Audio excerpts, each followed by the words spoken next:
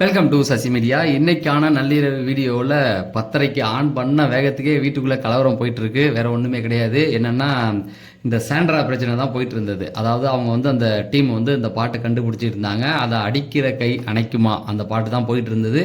அதை தான் ஒன்னொரு எபிசோட்லேயே பார்த்துட்டாங்களே. நிறையா இதில் நம்ம பார்க்காத விஷயத்த மட்டும் அதில் நான் சொல்கிறேன். முடியலன்னு இவங்க சொன்னதுக்கப்புறம் வந்ததுக்கப்புறம் லிவிங் ஏரியாவில் உட்காருங்க அப்படிங்கிற மாதிரி சொல்லிட்டாரு. இதுக்கப்புறமேட்டுக்கு உள்ள அவங்க வரத்துக்கு ட்ரை பண்ணும்போது தான் இவங்க சாண்ட்ரா ஒரு மிகப்பெரிய பழியை தூக்கி கனி மேலே தூக்கி போட்டாங்க. அதாவது என் குழந்தைகளை வச்சு நீ பாடிட்ட அப்படிங்கிற மாதிரி சொன்னோன்னா கனிலாம் ஆடி போயிட்டாங்க. அதாவது இந்த பாப்பா பாட்டு ஈட்டிங் சுகர் நீ பாப்பா அப்படிங்கிற மாதிரி இந்த பாட்டெல்லாம் பாடிட்டு இருந்தாங்க இல்லையா, அது எல்லாருமே சேர்ந்து பாடிட்டு இருந்தாங்க. இவங்க கனி மேலே தூக்கி ஒரு பழியை போட்டாங்க. வேறு ஆப்ஷன் கிடையாது. இவங்க கேம் ஆடுறதுக்கு இந்த மாதிரியான விஷயங்கள் தான். புருஷன் மேலே பழியை தூக்கி போடுறது, அதான் ஆல்ரெடி பண்ணிட்டாங்களே. தான் புருஷன் மேலேயே இன்னொருத்தனை வச்சுருக்கான்ட்டா. அப்புறமேட்டுக்கு இந்த குழந்தைங்கள நீ என்னை எமோஷ்னலாக இது பண்ணுற அப்படிங்கிற மாதிரி கனி பயந்து போயிட்டாங்க உண்மையாகவே. அதுக்கப்புறமேட்டுக்கு தான் அந்த பாட்டு என்ன பாட்டு பாடினாங்க அப்படிங்கிறதையும் கண்டுபிடிச்சாங்க. அப்புறம் அங்கே உள்ளவங்க எல்லாமே கூப்பிட்டு கனிக்கு தான் சப்போர்ட்டிவாக இருந்தாங்க. டீம் வீட்டில் உள்ளவங்கலாம் கனிக்கு தான் சப்போர்ட்டாக இருக்காங்க. இதுலேருந்தே தெரியுது இல்லையா இவங்க எந்த மாதிரி ஒரு லட்சணத்தில் இருக்காங்க அப்படிங்கிறது. அதுக்கப்புறமேட்டுக்கு அவங்க வெளியில் வராங்க. வெளியில் வரும்போது அமித் கேட்குற, என்ன ஒருத்தம் கூட இல்லை வாசலில் அப்படின்ட்டு 2 பேரும் அப்படியே வந்தாங்க.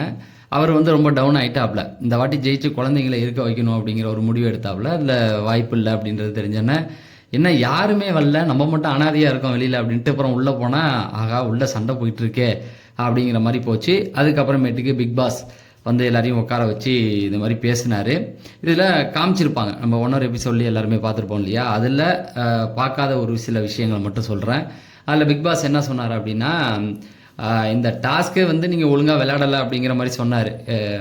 அதாவது அந்த எம்மாடி ஆத்தாடி டீமை கூப்பிட்டு ஏந்திரிக்க சொன்னார். இவங்க தான் ஜெயிச்சிருக்காங்கன்னும் போது பார்வதி கேட்டாங்க, இந்த மாதிரி எங்களுக்கு டைம் சொல்லுங்கள் அப்படிங்கிற மாதிரி. எதுக்கு சொல்லணும், என்னமோ நீங்கள் எல்லாம் நான் சொல்கிறத கரெக்டாக கேட்ட மாதிரி அப்படிங்கிற மாதிரி. ஒரு லிவிங் ஏரியாவுக்கு வாங்கினா ஆக்டிவிட்டி ஏரியாவுக்கு போய் நிற்கிறீங்க, இதில் எனக்கே என்ன சொல்கிறதுன்னு தெரில அப்படின்னோடனே சாரி பிக் பாஸ்ன்னு எல்லாம் சொன்னாங்களா. உடனே சகிக்கலை, சாரி மட்டும் சொல்லாதீங்கடா இந்த சீசனில், அதை என்னால் ஏற்றுக்கவே முடியாதுடா அப்படிங்கிற மாதிரி காரி துப்பிக்கிட்டே இருக்கார் தொடர்ந்து.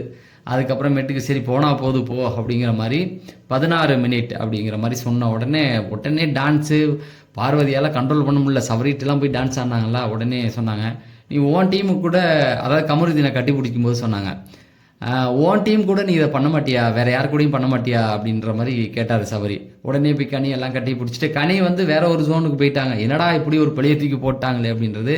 இதெல்லாம் உண்மையாகவே அன்ஃபேர். இந்த மாதிரிலாம் பண்ணவே கூடாது. எதை வச்சு கேம் விளாட்னு அந்த அம்மாவுக்கு அறிவே இல்லை. அவங்க கேஷுவலாக பாடின ஒரு பாட்டை தூக்கிட்டு இப்படி ஒரு பழியை போட்டால் அவங்களுக்கும் குழந்தை இருக்குது, இத்தனைக்கு கானாவினத்துக்கும் குழந்தை இருக்குது, அப்போ அவர் ஏதாவது சொன்னாரா அப்படிங்கிற மாதிரி போச்சு. அதுக்கப்புறமேட்டுக்கு எல்லாம் கலைஞ்சி போங்கடா, நீங்களாம் ஜெயிச்சதுக்கும் ஒரு இது அப்படின்ற மாதிரி அவரும் வெறுப்பாக பேசுகிறாரு. பார்க்குற மக்களுக்கு நீ ஒரு பெரிய டாஸ்க்கை கொடுத்துட்டீங்க, அந்த டாஸ்க்கை இவனுங்க கிளின்னு கிழிச்சிட்டாங்க, இதில் வேற நீங்கள் வேற கோவப்படுறீங்களா. கோவப்பட்டதெல்லாம் மக்கள் தாங்க. இந்த வாரம்லாம் என்ன மாதிரி ஒரு கடைசி வாரம், இது கடைசி வாரத்துக்கான ஒரு டாஸ்க்கு போயிட்டு இருக்குது. அடுத்த வாரம் ஃப்ரீஸ் டாஸ்க்கு வீட்டிலேருந்து வருவாங்க. அதுக்கப்புறம் டிக்கெட்டு ஃபினாலே, அது ஜென்ரலாக போகும். அப்போ இதுதான் கடைசி. அதுக்கப்புறமேட்டுக்கு டாஸ்க்கு நடக்காது, பணப்பெட்டி போகும். அதுக்கப்புறம் என்ன ஃபைனலு. இந்த 4 வாரத்துக்கும் கரெக்டாக இருக்குது. இந்த வாரம் என்ன மாதிரி ஒரு டாஸ்க்கு கொடுத்துருக்கணும். இவனுங்களை வச்சுக்கிட்டு ஒரு டாஸ்க்கை கொடுத்தா அப்புறம் இவனை வீட்டில் சும்மா இருந்தால் அடிச்சுக்கிட்டு தான் புறணி பேசியாக அடிச்சுக்கிட்டு தான் இருப்பானுங்க. அட்லீஸ்ட் ஒரு கேம்லையாவது ஏதாவது ஒன்று வச்சுருக்கலாம் இல்லையா. 11வது வாரம் சண்டை போட்டுக்கிற ஆள் பாருங்கள், கனியும் சாண்ட்ராவும் நின்று ஒன்று அடிச்சுக்கிட்டு நிற்கிறாங்க. இதெல்லாம் மற்ற சீசன்லாம் அப்படி நடக்குமா. வேறு அந்த கேம் சார்ந்து ஒரு விஷயம் போயிட்டுருக்கோம், அது கூட இங்கே இல்லாமல் போயிடுச்சு. எனக்கெல்லாம் உண்மையாகவே கடுப்பாக இருந்தது. இந்த வாரம் என்ன பேசுறதுன்னு தெரியாமல் கண்ட டாபிக் எடுத்து பேச வேண்டிய சூழலுக்கு தள்ளப்பட்டுட்ட மக்களே. நான்லாம் உண்மையாக தப்பாக எடுத்துக்காது. வேறு ஆப்ஷன் இல்லை, வேறு எதை எடுத்து போட முடியும். ஓட்டிங் கொடுக்குறோம், டாஸ்க் ஏதாவது இருந்தால் டாஸ்க்கு பற்றி பேசலாம். எல்லா ரிவ்யூவருக்குமே இது ஒரு கஷ்டமான ஒரு வீக்காக போச்சு. ஒரு என்னத்தை அந்த டாஸ்க் ரிலேட்டடாக பேசலாம். லைவ் அப்டேட்லேயே இவனை என்ன சண்டை போட்டுக்கிட்டு இருக்காங்க. இந்த அம்மா போய் உட்காந்து இதுலேயே உட்காந்துருக்கு. இது ஒரு குற்றச்சாட்டு ஒன்று வைக்கிது பாருங்க. இந்த மாதிரி என் குழந்தைங்களை வச்சு நீ தப்பாக எமோஷ்னலாக பிரேக் பண்ணுற அப்படிங்கிற மாதிரி. ஐ திங்க் நான் என்ன நினைக்கிறேன்னா, அந்த கேட்டில் போய் உட்காருதில்ல, அங்கேயே அதோட பிரெயினை கைட்டி வச்சிருச்சுன்னு நினைக்கிறேன். அதனால தான் இந்த மாதிரிலாம் பேசிகிட்டு இருந்தது. சரி, இது முடிஞ்சதுக்கப்புறம் ஏஞ்சி போனோடனே எல்லாருமே கனிப்பக்கம் போயிட்டாங்க. இதுக்கு தெரியுது வீட்டுக்குள்ளே ஒரு பையன் நம்ம பக்கம் வரலன்னொன்னே இப்போ போய் நம்ம இவங்க இருக்காங்கல்ல, இதில் இன்னொரு முக்கியமான ஒரு விஷயம் நடந்ததுங்க. இதில் என்ன ஆச்சு அப்படின்னா, அமித் வராப்புல, ஏங்க அவங்களால கண்டுபிடிக்க முடியலையா அந்த பாட்டை அடிக்கிற கை அணைக்க முடியுமா, நாங்கள் தான் அவ்வளோ இது பண்ணோமேன்னு ரொம்ப சூப்பராக செஞ்சு தெளிவாக காமிச்சாங்க. அடிக்கிறது, கையை அணைக்கிறது, இது மூணுத்தையுமே அவங்க பண்ணாங்க. கானா வினோத் ஒரு கவுண்டரை போட்டு விட்டாரு. இந்த ஆள் வந்து இதான் ஜாக்குன்னு பிடிச்சி கட்டி பிடிச்சிக்கிட்டு இருக்கான்னு. இதுவே தப்பான ஒரு கமெண்ட் தான். ஏன்னா அமித் பாவம், அவர் போய் இதெல்லாம் நினைச்சிட்டு அண்ணான்னு கூப்பிடுறாங்கல்ல, அதை ஏன் போட்டு இது பண்ணுற அப்படிங்கிற மாதிரி தான் எனக்கு இருந்தது. சரி, இது முடிஞ்சதுக்கு அப்புறமேட்டுக்கு உட்காந்துருக்கும் போது ஒரு விஷயம் பேசிக்கிட்டு இருக்காங்க. என்ன அப்படின்னு பார்த்தீங்கன்னா, இவருக்கு தெரியும், சாண்ட்ரா சொல்லுது, கானா வினோத்துக்கு இது நல்லாவே தெரியும் இந்த பாட்டு, ஆனால் அவர் சொல்லலை, நான் எடுத்து கொடுத்தேன் அடிக்கிற கை அப்படின்னு. கானா வினோத்துமே அந்த பாட்டை பாடினாரு, ஆனால் வேற ஒரு ராகத்தில் அது பாடிக்கிட்டு இருந்தார். அவங்க கத்துனதுலேயும் கொஞ்சம் அவர் டென்ஷன் ஆகக்கூடிய ஆள் தானே, அவரால் சரியாக சொல்ல முடியல. உடனே கானா வினோத் மேலே தூக்கி அந்த அம்மா பழிய போடுது. அந்த ஆளுக்கு எல்லாம் தெரிஞ்சுமே அவன் கண்டுபிடிக்காமல் இருந்தான் அப்படிங்கிற மாதிரி அமித்துக்கிட்ட போட்டு கொடுத்துருச்சு. அவர் வந்து ரொம்ப என் குழந்தையோட நான் இருக்கணும் அப்படின்னு நினச்சாரு. என்ன பண்ணுறது அமித், இது என்ன நம்ம நினைக்கிற மாதிரியா வாழ்க்கையில் எல்லாம் நடக்கும்? உங்கள் குழந்தையோட 24 நாள், இந்த ஒரு பாருங்க, இன்னும் ஒரு 20 நாள் தான் இருக்குது, அதுக்கப்புறம் போய் நீங்கள் குழந்தையோட தான் இருக்க போகிறீங்க, இதுக்கு ஏன் இவ்வளோ டென்ஷன் ஆகுறீங்க? கானா வினோத்துக்கு குழந்தை இல்லையா? எல்லாருக்கும் குழந்தை இருக்கியா உடியா அப்படிங்கிற மாதிரி தான் இருந்தது. சரி, இது முடிஞ்சதுக்கு அப்புறமேட்டுக்கு அங்கே எல்லாருமே போய் அந்த கிச்சன் ஏரியாட்ட பேசும்போது எல்லாருமே சுற்றி கனிக்கு சப்போர்ட்டா ஒரு ஆள் கூட இல்லை. இது அப்படியே பார்த்துச்சு சாண்ட்ரா, என்ன ஒரு பையன் வரல, நம்ம எமோஷனல் ட்ராமா ஒர்க் ஆகாது போல அப்படின்னு நினச்சிக்கிட்டு அங்கேருந்து ஓடி போய் நம்ம திவ்யா கிட்ட உட்காந்து பேசு. இப்போ எதுக்கு பேசுகிற? காலைல தானே உட்காந்து அந்த அம்மாவை ஃபஸ்ட்டு ப்ரோமோவில் பார்த்தோம்ல, திவ்யாவை போட்டு அந்த கிழிச்சிட்டு இருந்தேன், இப்போ எதுக்கு நீ போய் பேசுகிற? நான் வந்து எவ்வளவோ ட்ரை பண்ணேன், அவர் வந்து எனக்கு சப்போர்ட் பண்ணவே இல்லைன்னு அந்த ஆளாக போட்டு திருப்பி எடுத்து விட்டுச்சு. நான் சொல்கிறேன், அவர் பாட்டுக்கு வெளில போகிறது, எல்லாம் கத்துறாங்க, என்ன பண்ண முடியும்? ஆமாம், அவனுக்கு ஒரு வேலை இல்லை, அவனை ஜெயிக்கிறதுக்கான வேலையை தான் அவனை பார்ப்பானுங்க. இதுதான் அந்த கேமு.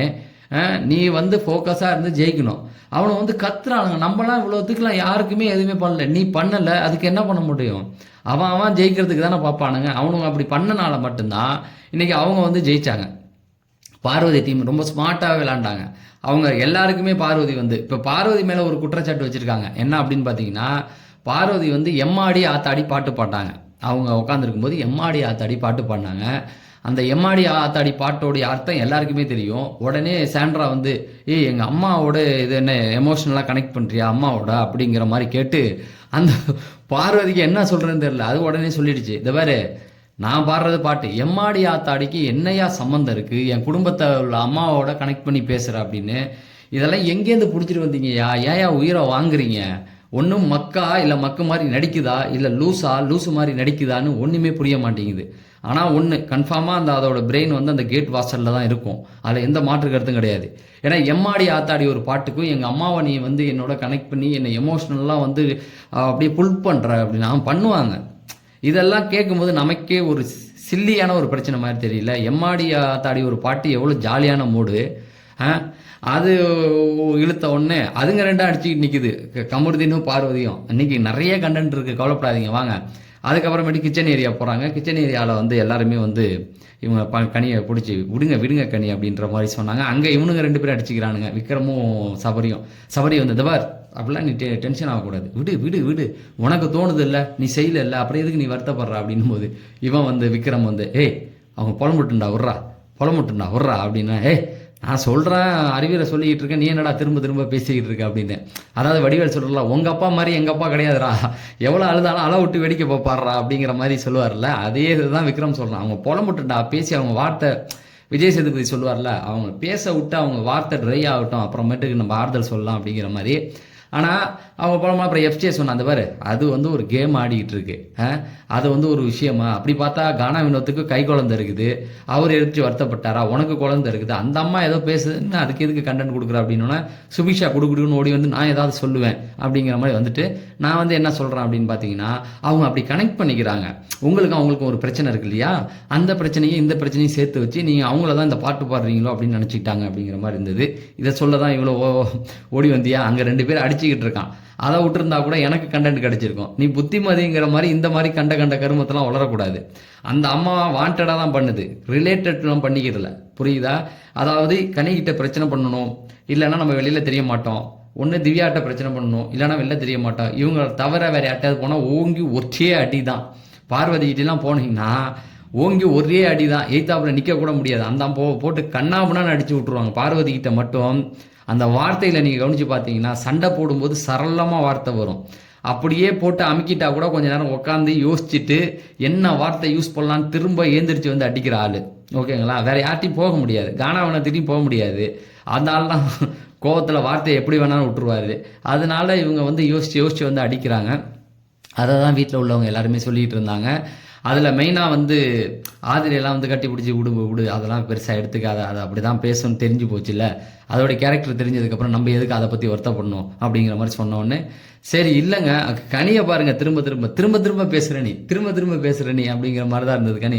இல்லைங்க நான் பயந்து போயிட்டேங்க, இந்த ஜெயிச்சிருக்கேங்க, இந்த கேமில் ஜெயிச்சிருக்கேங்க, அதை என்னால் கொண்டாட முடியல. இப்போ அடித்த லக்கு யாருக்கு சொல்லுங்கள் பார்க்கலாம்? குழந்தைங்க 24 மணி நேரம் இருக்கக்கூடியது ஒரே ஆள் வந்து அவங்களுக்கு தான். ஏன்னா அந்த வீட்டில் ஆதிரை வந்து இந்த வாரம் வெளியில் போயிடுவாங்க, அதில் எந்த மாற்று கருத்தும் கிடையாது. ஏன்னா ஓட்டிங் கம்மியாக இருக்குது, நான் ஜோசியெல்லாம் சொல்ல. அதை தவிர ஒரு நல்ல பிளேயர் அவனை தூக்குனாலும் தூக்குவாங்க. பட் ஆதிரை வீட்டிலேருந்து வந்தாலும் அதை வந்து அவங்க வச்சுக்க மாட்டாங்க அப்படிங்கிறது நல்லாவே தெரியுது. அடுத்தது அவங்க டீமில் இருக்கிறது யார் அப்படின்னு பார்த்தீங்கன்னா இவங்க இருக்கார் கமருதீன். அவங்க வீட்டிலேருந்து வந்து அவங்க அக்கா பொண்ணுங்களெல்லாம் அவன் வச்சுக்கிட்டு மெயின்டைன் பண்ண முடியாது. அவங்க அக்கா இருந்தாங்கனாலும் அவனை செவிலில் போட்டு அடிப்பாங்க. ஏற்கனவே அவங்க அக்கா ஒரு இன்டர்வியூ கொடுத்துருக்காங்க, அரோராலாம் எங்கள் வீட்டுக்கு செட் ஆக மாட்டா, அவளெல்லாம் நாங்கள் கொண்டு வர மாட்டோம்னாங்க. என்னமோ அரோரா வந்து கமருதீனை லவ் பண்ணுற மாதிரி எப்போ ஃபர்ஸ்ட் வீக்கில் சொல்லிக்கிட்டு இருக்காங்க. அந்த பொண்ணு ஃப்ரெண்டுன்னு கத்திக்கிட்டு இருக்கு. அவங்க அப்பயே ஒரு இது கற்பனையை எடுத்துக்கிட்டாங்க. சரி, அதுக்கப்புறமேட்டுக்கு பார்வதி எல்லாம் என்ன ஆகுறது, ஏற்கனவே 3 நாளில் என்ன ஆக போகுது, என் உயிர் போயிருமான்னு சொல்லிக்கிட்டு இருக்காங்க. அதனால் அவங்க வீட்லேயும் வந்து இருக்க வாய்ப்பு இல்லை. அப்போ 24 hours இருக்கணும்னா அந்த வீட்டில் ஜெனியூனா எல்லாருமே அதான் சொல்லுவாங்க. இப்போ நான் பார்வதியே வந்து தப்பாக சொல்ல முடியாது இந்த விஷயத்தில். ஏன்னா அவங்களே வந்து கனி வீட்டில் இருக்கணும் அப்படின்னு தான் நினைப்பாங்க. இவரும் கமருதீனும் அதை வந்து விட்டு கொடுக்க வாய்ப்புகள் நிறைய இருக்குது. அதனால் 90% எனக்கு பொறுத்த வரைக்கும் கனி வீட்டிலேருந்து வந்துருக்கு அவங்க குழந்தைங்களோட இருக்க வாய்ப்புகள் இருக்குது. அப்புறமேட்டுக்கு வந்து அமித் வந்து அவங்க கூட உட்காந்து பேசிக்கிட்டு இருந்தார். ஏங்க கண்டுபிடிச்சிருக்கலாமேங்க, என்னங்க நீங்கள் அப்படின்னும் போது நான் தான் சொல்கிறேன்ல, நாங்கள் எவ்வளோ ட்ரை பண்ணேன், அவருக்கு தெரிஞ்சுக்கிட்டு அவர் சொல்லலை அப்படிங்கிற மாதிரி சொன்னாங்க. இவங்க வந்து உட்காந்துக்கிட்டு திவ்யா கிட்ட வலிஞ்சு பேசிக்கிட்டாங்க. ஏன்னா வேறு ஆப்ஷன் கிடையாது இல்லை, இருக்கிறவனும் போயாச்சு. அமித்துமே வந்து ஒரு இடத்துல செம்மையான ஒரு பாயிண்டை போட்டு விட்டார். இப்போ அமித் ஏஞ்சி கனிகிட்ட போனார். கனிகிட்ட போயிட்டு இந்த மாதிரி ஒரு மாதிரி டல்லாக இருந்தார். சரி விடுங்க, வந்து வருத்தப்படாதீங்க, வருத்தப்படவே கூடாது நீங்கள் அப்படின்னு கனி சொல்கிறாங்க அமித்துக்கு அட்வைஸ். ஏன்னா அவங்க குழந்தை இருக்க போகிறாங்கல்ல. ஆனால் சத்தியமாக அந்த மைண்ட் அவங்களுக்கு இப்போ இல்லை. ஏன்னா அவங்கள பொறுத்த வரைக்கும் என்ன இப்படி ஒரு குழந்தைங்களை வச்சு சொல்லிட்டாங்களேன்னு அப்படின்னு. அதில் கூட சொன்னாங்க, என் குழந்தை மேலே சத்தியமாக சொல்கிறேன்னு. எனக்கு சத்தியமாக காண்டானுச்சு. ஏன்னா என்னடா ஒரு கேம்டா, இந்த கேமுக்கு எதுக்குடா குழந்தை, அம்மா சத்தியம் அப்பா சத்தியமே ஃபஸ்ட்டு பண்ணக்கூடாதுடா. நம்ம பண்ணுற விஷயத்துக்கு நம்ம தான் பொறுப்பு, அவ்வளோதான். அது அவன் ஆப்போசிட்டில் இருக்கிறவன் நம்பாமல் போகிறான், அதுக்கு நம்ம குடும்பத்தில் உள்ளவங்க மேலே எதுக்கு சத்தியம் பண்ணுற நீ?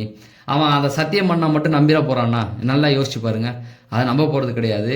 அதையும் அவன் நம்புறதா இருந்தால் இந்த குழந்தைங்களை வச்சு சத்தியம் பண்ணி அவன் நம்புறதா இருந்தால் அந்த நம்பிக்கை நமக்கு தேவை கிடையாது. ஓகேவா? நம்ம வார்த்தை மேலே நம்பிக்கை இல்லை, நம்ம மேலே நம்பிக்கை இல்லாத ஒருத்தவன் எதுக்கு அடுத்தவங்களை வச்சு நம்மளை நம்பணும் அப்படிங்கிறது தான் எனக்கு பொறுத்த வரைக்கும் தோணுச்சு. அதுக்கப்புறமேட்டுக்கு அவங்கள்ட்ட சொன்னாங்க, சரி வருத்தப்படாதீங்க, இல்லை எனக்கு ரொம்ப டவுன் ஆகிடுச்சு அப்படின்னா, பரவாயில்ல அமித் விடுங்க, எல்லாம் சரியாயிடும், விடுங்க, எல்லாம் ஒன்றும் பண்ண முடியாது அப்படின்னும் போது சொன்னாங்க. சரி அப்படின்ட்டு. ஆனால் அவங்க டீசெண்டாக அதை மட்டும் சொல்லிவிட்டு அப்படியே கடந்து போயிட்டாங்க. இதெல்லாம் நடக்கும்போது இந்த பக்கம் பார்த்தீங்கன்னா பார்வதி வந்து கமருதீனுக்கு என்ன நடந்ததுன்னே தெரியல, அடிச்சுக்க ஆரம்பிச்சிட்டாங்க. டேய் அப்போ தான் கட்டி பிடிச்சிட்டு அந்த மாதிரி உருண்டுகிட்டு இருந்தீங்க, அது எம்மாடி ஆத்தாடி போடப்பெல்லாம் கட்டி பிடிக்கும்போது எடிட்டர் வேற அரோராவுக்கு ஒரு ஜூம் வச்சு பார்க்குறாரு. அந்த பொண்ணால் ஏற்றுக்கவே முடியல. ஐயோ இவனுங்க ஜெயிச்சது கூட பரவாயில்லடா, பார்வதி ஓவராக ஆட்டம் போடுவாளே, அவள் ஆடி தானடா ஜெயிச்சாங்கன்னு. ஆனால் நான் சூப்பராக ஒரே ஒரு விஷயம் மட்டும் சொல்கிறேன். கமருதீன் இவங்க பார்வதி அவங்க நம்ம வந்து நிறைய விமர்சனங்கள் வச்சுருக்கோம். ஆனால் இந்த டாஸ்கில் பொறுத்த வரைக்கும் சூப்பராகவே பண்ணாங்க. ஒவ்வொரு பாட்டையுமே வந்து அழகாக கண்டுபிடிச்சி அவங்க 2 பேருமே வந்து அந்த டீமை ஜெயிக்க வச்சது அவங்க தான். அதே போல் வெளியில் கனி வந்து ஸ்மார்ட்டாக ஒன்றையும் கண்டுபிடிச்சாங்க. அதுவும் அவங்களுக்கு வந்து ரொம்ப மோசமான ஒரு பாட்டு, ஆட்டுக்கார அலமையில். நான் இப்போ தான் அந்த பாட்டை கேட்டுட்டு சர்ச் பண்ணி கண்டுபிடிச்சேன். ஆட்டுக்கார அலமையில்னு நினைக்கிறேன் அந்த பாட்டு. அந்த பாட்டெல்லாம் வந்து தேடி கண்டுபிடிச்சதுலாம் ரொம்ப பாராட்டக்கூடிய விஷயம். அவங்க வந்து டிசர்வ் தான் அந்த டாஸ்கில் ஜெயிச்சதுக்கு. அது 16 நிமிஷம்னா யோசிச்சு பாருங்களேன். அவன் 2 மணி நேரம் 3 மணி நேரம் போயிட்டு இருக்கிறதுல வந்து இவங்க 16 நிமிஷம் கண்டுபிடிச்சது என்னை பொறுத்த வரைக்கும் ரொம்ப சூப்பரானமோ. இந்த மாதிரி விஷயத்துக்கு பார்வதியை நம்ம சப்போர்ட் பண்ணி தான் ஆகணும். ஏன்னா அதை ஜெயிக்கிறதுக்காக போராடுறாங்கல்ல, அதுதான் டாஸ்க்கு வந்தால் டாஸ்க்காக விளையாடுறதுலாம் எனக்கு ரொம்ப பிடிச்சிருந்தது. இந்த லவ் கண்டென்ட் இடையில கட்டி பிடிச்சாங்கல்ல, அதை தான் கொஞ்சம் நான் இக்னோர் பண்ணுங்கடான்றேன், வேற ஒன்றும் கிடையாது. இது முடிஞ்சுது. அதுக்கப்புறமேட்டுக்கு வெளியில் வந்து இந்த மாதிரி நான் வந்து இதெல்லாம் இனிமேல் என்னால் ஏற்றுக்கவே முடியாது அப்படிங்கிற மாதிரி இவன் கமருதீன் சொல்கிறான். என்னத்தை ஏற்றுக்க முடியாது அப்படின்னு? டேய் நீ என்னடா லூஸ் மாதிரி பேசுகிறா, நான் என் எமோஷனலை ஓப்பனாக சொல்கிறான்டா, என்னால் என் எமோஷனல் கண்ட்ரோல் பண்ணியே வைக்க முடியாதுடா அப்படின்னா, நான் என் மைண்ட் எங்கே போச்சுன்னா ஒருவேளை நேற்று நைட்டு நடந்ததை வச்சு இவனுங்க எதாவது பண்ணுறானுங்களான்னு இல்லை, இடையில ஏதோ ஒரு சின்ன பிரச்சனை நடந்திருக்கு, அது லைவில் போயிருக்கு, நம்ம பார்க்கல. அதை நான் என் மனசில் இருக்கிறத சொல்லிடுவேன்டா, எனக்கு மைண்டில் வச்சுக்க தெரியாதுடா, எதையும் நான் சொல்லிடுவேன்டா. நான் என்னால் இதுக்கு மேலே ஏற்றுக்க முடியாது பார்வதினா. டேய் பைத்திய மாதிரி பேசாதடா, நான் என்ன உனக்கு எப்படிடா தெரியுறேன் அப்படிங்கிற மாதிரி சொன்னாங்க. அப்புறமேட்டுக்கு போயிட்டு உட்காந்துங்க, வா உட்காந்து பேசலாம் அப்படின்னு கையில் ஒரு டீ கப்பை எடுத்துக்கிட்டு 2 பேரும் போணுச்சிங்க. அதுக்குள்ளே கானாவன் வந்து முடியாந்துட்டாப்புல. இரு பேசிட்டு வரணுன்னா, இந்த பாரு நீ வந்து விட்டு கொடுக்குற என்ன, நான் வந்து 2 நாளாக நீ அழுதுகிட்டு இருக்க கமருதீன் சொல்கிறாப்புல. ஏன்னா கமெண்ட் செக்ஷனில் ஒருத்தன் சொல்லியிருக்கான் நேற்று, டேய் லூஸு நீ வந்து என்னடா பேர் சொல்லாமல் சொல்கிற, எங்களுக்கு என்னன்னு புரியுறதுன்னு. சொன்னது கரெக்டு தான், நான் நைட்டில் பேசிகிட்டு இருக்கேன். இன்னொருத்தர் கமெண்டில் போடுறாரு, ரொம்ப ஸ்லோவாக பேசுகிறீங்க அப்படின்னு. இப்போ தான் நான் மூச்சை அடிச்சிக்கிட்டு கடன்னு பேசிக்கிட்டு இருக்கேன். தம்பி இப்போ கடன்னு நான் கரெக்டாக பேசிடுவேன். 3 மணிக்கு அப்புறமேட்டுக்கு தூக்கம் வந்துடும். அதுக்கப்புறம் அவங்க நடக்கிறதெல்லாம் சொல்லும்போது நம்மளை அறியாமலே கொஞ்சம் ஸ்லோவாகிடுவோம். அதனால் கொஞ்சம் அதெல்லாம் அட்ஜஸ்ட் பண்ணிக்கங்க, ஓகேங்களா? ஏன்னா 2 மணிக்கு மேலே 3 மணிக்கு மேலே என்ன அறியாமலே பல இடங்களில் தூங்கி உளுந்துருக்கேன் மக்களே நான். அதனால் சில நேரங்களில் வார்த்தைகள் வந்து ஸ்லோவாக தான் வரும், மைண்டில் வார்த்தைகள் வராது நமக்கு பேசுகிறதுக்கு. இப்போல்லாம் முடிஞ்ச உடனே பேசிக்கிட்டு இருக்கேன், பாயிண்ட் எடுத்து கடன்னு வந்துடுது.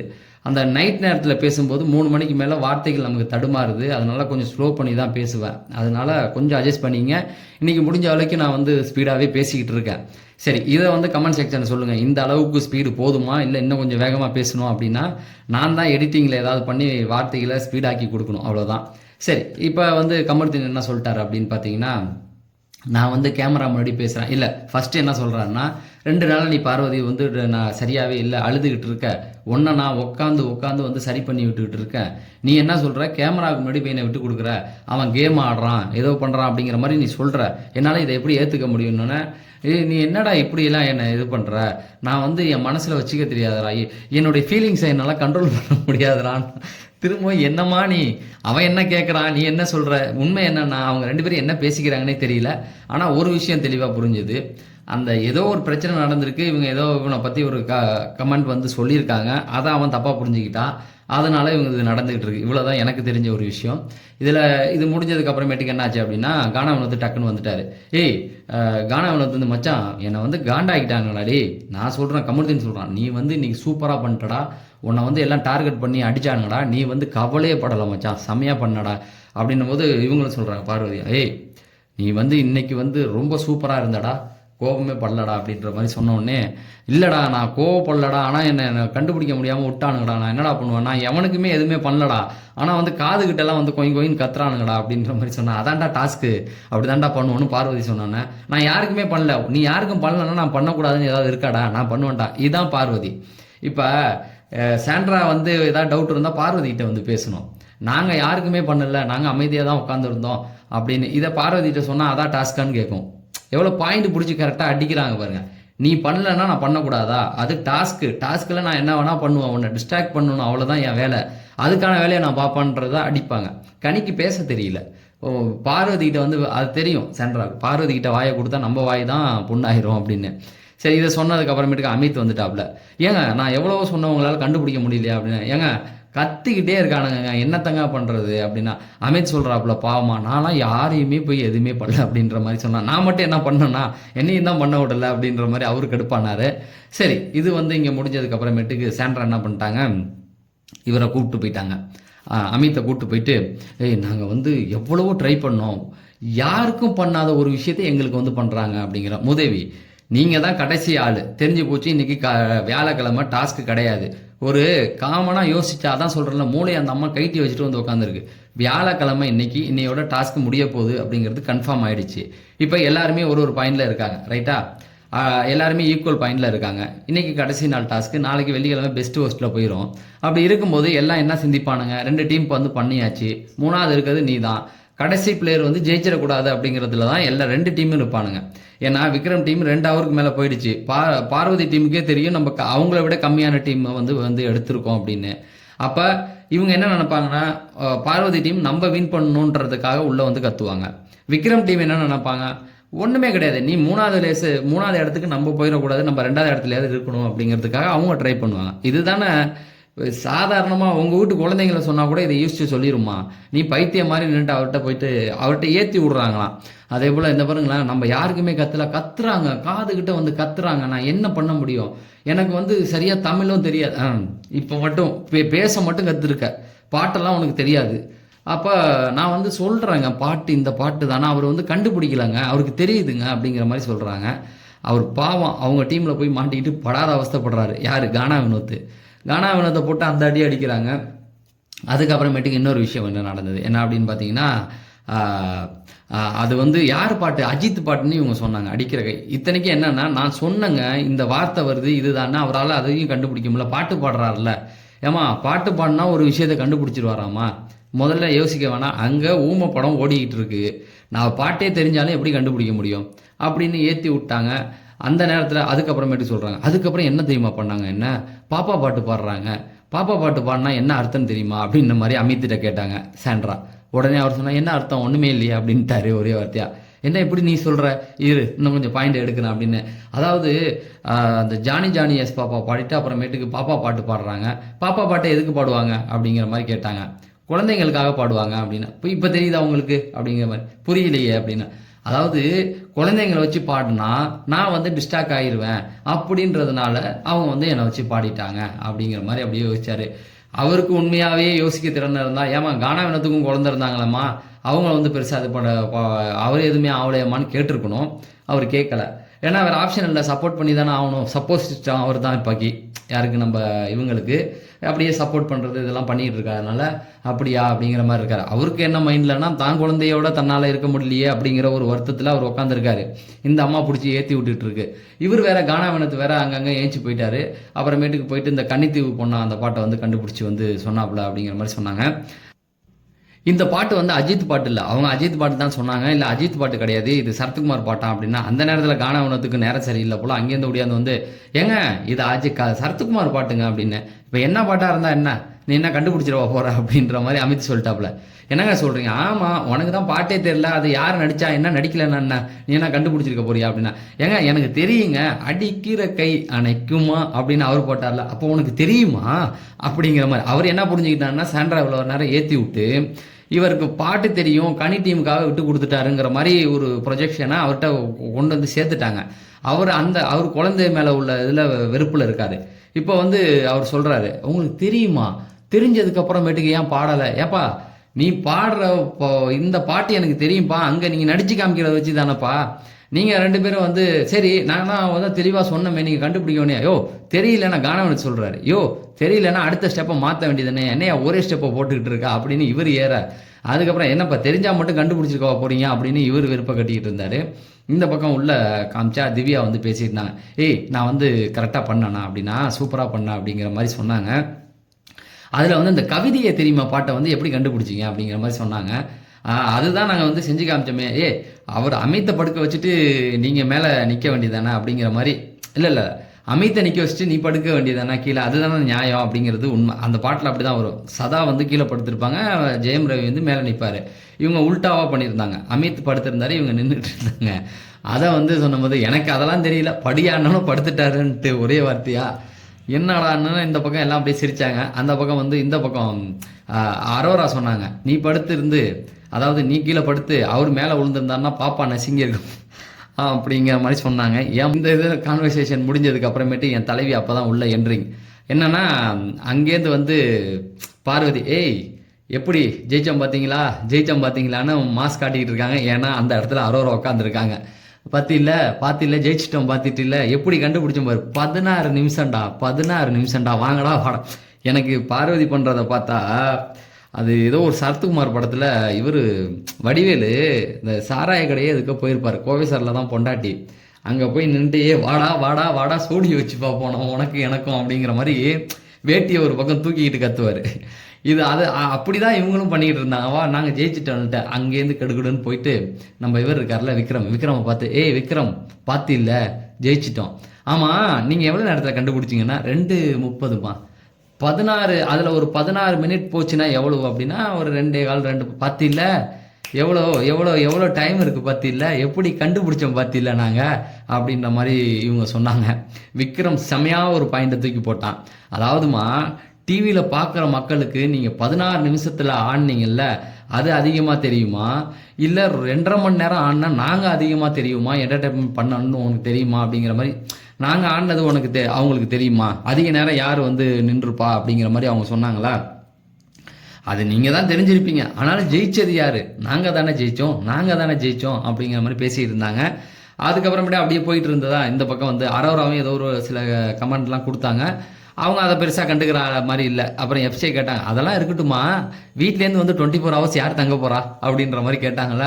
பாதி அப்படியே ஒரு மாதிரி ஜகா வாங்கிட்டு இல்லை எங்கள் வீட்டில் யார் வேணால் தங்கலாம் பார்த்துக்கலாம் அப்படின்னு யார் தங்கினாலும் என் உயிர் போகுது அப்படிங்கிற மாதிரி அவங்க சொல்கிறாங்க. ரொம்ப பயப்படுறாங்கன்னு மட்டும் நல்லாவே தெரியுது. பார்க்கலாம் அடுத்த வாரம் செமையான கச்சேரி இருக்குது அது மட்டும் எனக்கு நல்லா உறுதியாக தெரிஞ்சுது. இன்னைக்குன்னு பார்த்து எல்லாருமே கண்டென்ட்டை கொட்டிக்கிட்டு இருக்காங்க. சரி இப்போ கிச்சன் ஏரியாவில் வந்து சமைச்சிக்கிட்டு இருக்காங்க. எல்லாருமே சமைக்கும்போது கானா வேணத்துலாம் உள்ளே போகிறாங்க. அப்போ கனியெல்லாம் உட்காந்துருக்காங்க. உங்கள் வீட்டிலேருந்து யார் வருவா அப்படிங்கிற மாதிரி கேட்டுக்கிட்டு இருந்தாங்க. இதில் வந்து என்ன சொல்கிறாங்க அப்படின்னா எங்கள் வீட்டிலேருந்து என் குழந்தைங்கள்லாம் வருவாங்க அப்படிங்கிற மாதிரி சொன்னாங்க. இவங்க வந்து சொன்னாங்க திவ்யா வந்து சொன்னாங்க எங்கள் வீட்டிலேருந்து வந்து எங்கள் அப்பாலாம் வருவாங்க ரொம்ப தூரத்துலேருந்து வருவாங்க. ஏய் நீ தான் தோத்துட்டியே அப்படின்னா தோத்தா என்ன வந்து பார்த்துட்டு போவாங்க அப்படிங்கிற மாதிரி சொன்னாங்க. அதுக்கப்புறமேட்டுக்கு இந்த கான்வர்சேஷன் இந்த குழந்தைங்க வர்றது இதை பற்றி பேசிக்கிட்டு இருந்தாங்க. அப்போ திவ்யா வந்து அடிக்கடி அடிக்கிற கை அணைக்குமா அப்படிங்கிற அந்த பாட்டை பாடிக்கிட்டு இருந்தாங்க. இவர் காணான்னு சொன்னார் அந்த பாட்டை பாடாதுமா இதை கேட்டாவே என் வயிறு எரியுது அப்படிங்கிற மாதிரி சொன்னார். தண்ணி விட்டு அணைச்சிக்கோ அப்படிங்கிற மாதிரி இவங்க சொன்னாங்க. அதுக்கப்புறமேட்டுக்கு இது சரத்குமார் பாட்டா அஜித் பாட்டா உனக்கு தெரியுமான்னா எனக்கு அப்போ தெரியாது இப்போ தான் தெரியும் அப்படிங்கிற மாதிரி சொல்லிட்டு இருந்தாப்புல. அதுக்கப்புறமேட்டுக்கு அரோரா சொன்னாங்க மத்திய சென்னை வட சென்னை இதுலேருந்து வரவங்கலாம் டக்குன்னு வந்துட்டு உடனே அனுப்பி விட்ருவாங்களாம் அப்படிங்கிற மாதிரி பேசிக்கிட்டு இருந்தாங்க. இதுக்கப்புறமேட்டுக்கு இங்கே கமருதீனும் இவங்களும் பேசிக்கிட்டு இருக்காங்க. அங்கே சாண்ட்ராவும் அமித்தும் பேசிக்கிட்டு இருக்காங்க. என்னமோ தெரியல அவங்க பேசுகிறதெல்லாம் வந்து கரெக்டாக காமிக்க மாட்டாங்க. இந்த கான்வர்சேஷனையே இருந்து தூக்கி போட்டாங்க. மேபி இவங்க பேசுகிறது ஏதாவது சர்ச்சை உருவாயிரும் அவங்களுடைய பேரை காப்பாற்றணுங்கிறதுக்காக போடுறாங்களா அப்படிங்கிற மாதிரி தெரியல. இந்த கான்வர்சேஷன் முடிஞ்சதுக்கு அப்புறமேட்டுக்கு என்ன ஆகுது அப்படின்னு பார்த்தீங்கன்னா பெட்ரூம் காட்டுறாங்க. அங்கே சபரியும் விக்ரமும் உட்காந்து பேசிக்கிட்டு இருக்காங்க. அடுத்த வாரம் யாரா கேப்டன் ஆகப்போறா அப்படின்னு விக்ரம் அப்படியே தூவ ஆரம்பிக்கிறான். யார் எனக்கு தெரிஞ்சு பார்வதி தாண்டா அப்படின்ற மாதிரி விக்ரமே சொல்கிறான். இவங்க சபரியும் சொல்கிறான் எனக்கும் அப்படி தான் தோணுதுரா அப்படின்னு என் உள்ளுணர்வு அதெல்லாம் சொல்லுதுரா அப்படின்ற மாதிரி சொன்னாங்க. ஆனால் அவன் வந்தால் சும்மா விடக்கூடாது மாப்பிள்ள வச்சு செஞ்சிடணும் அவளை அப்படின்னு.